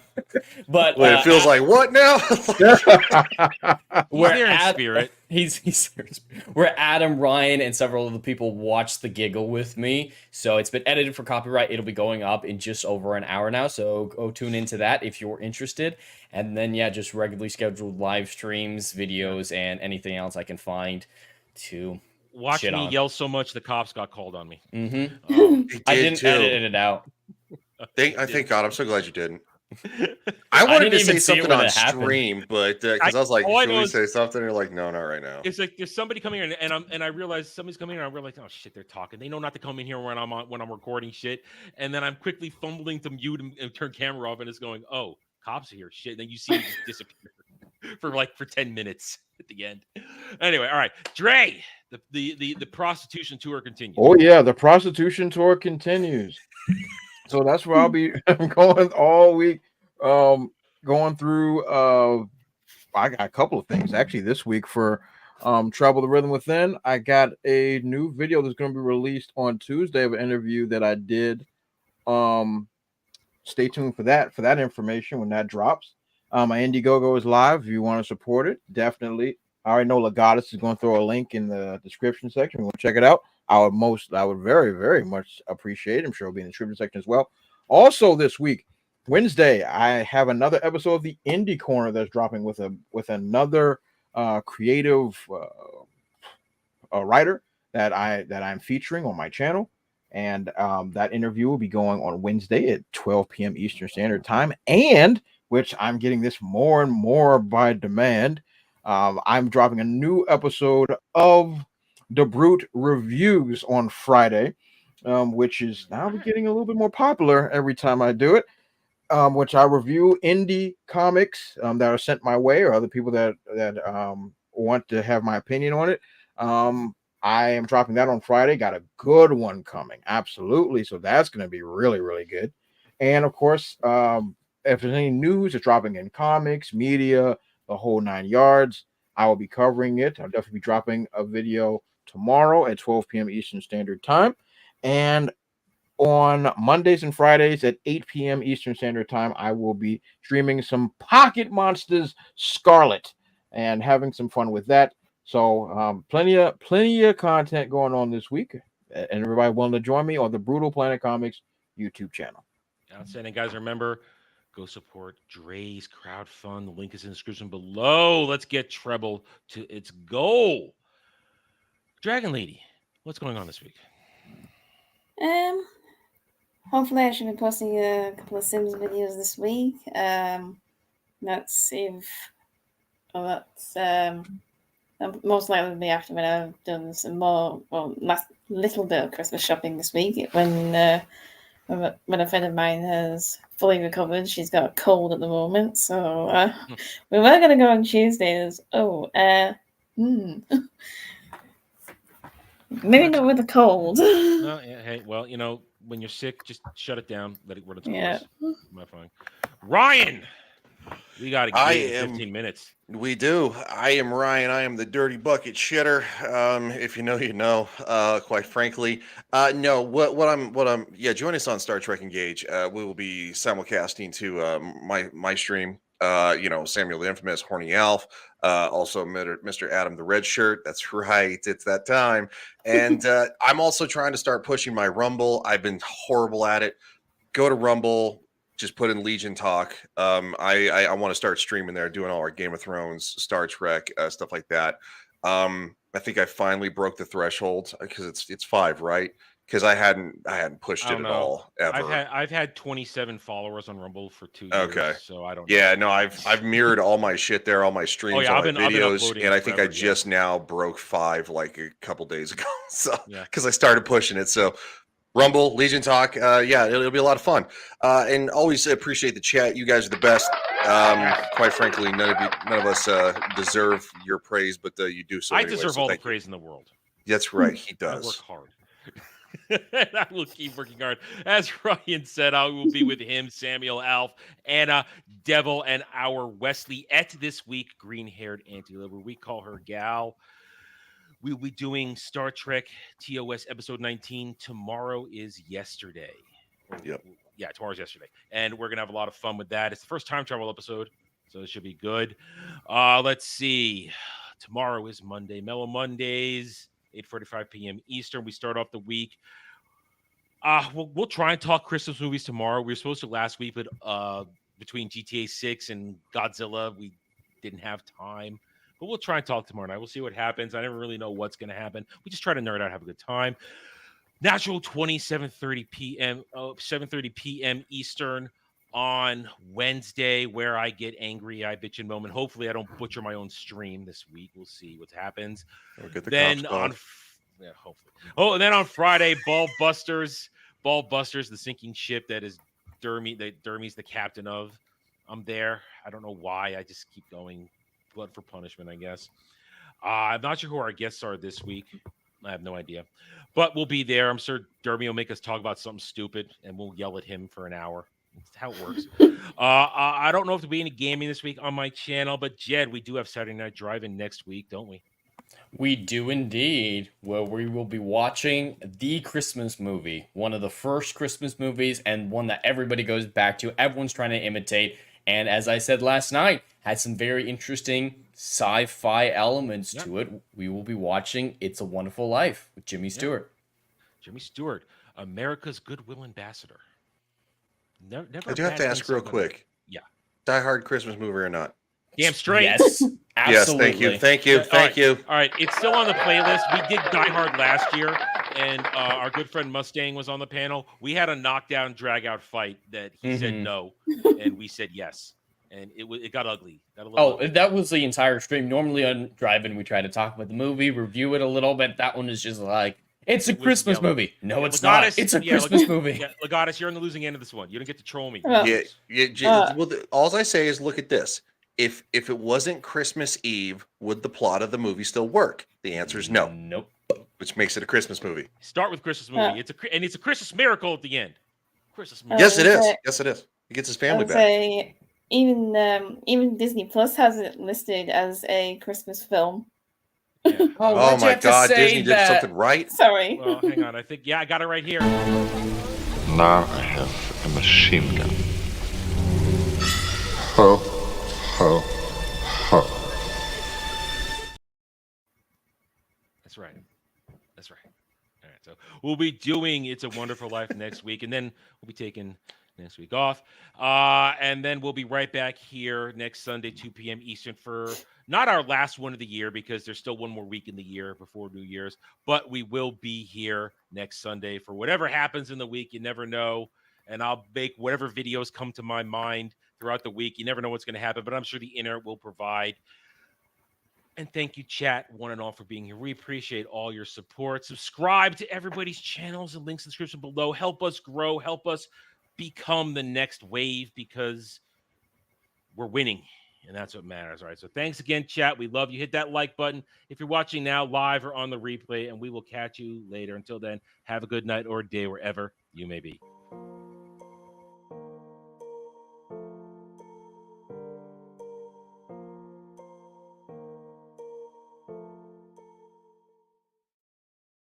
We're really lagging behind there.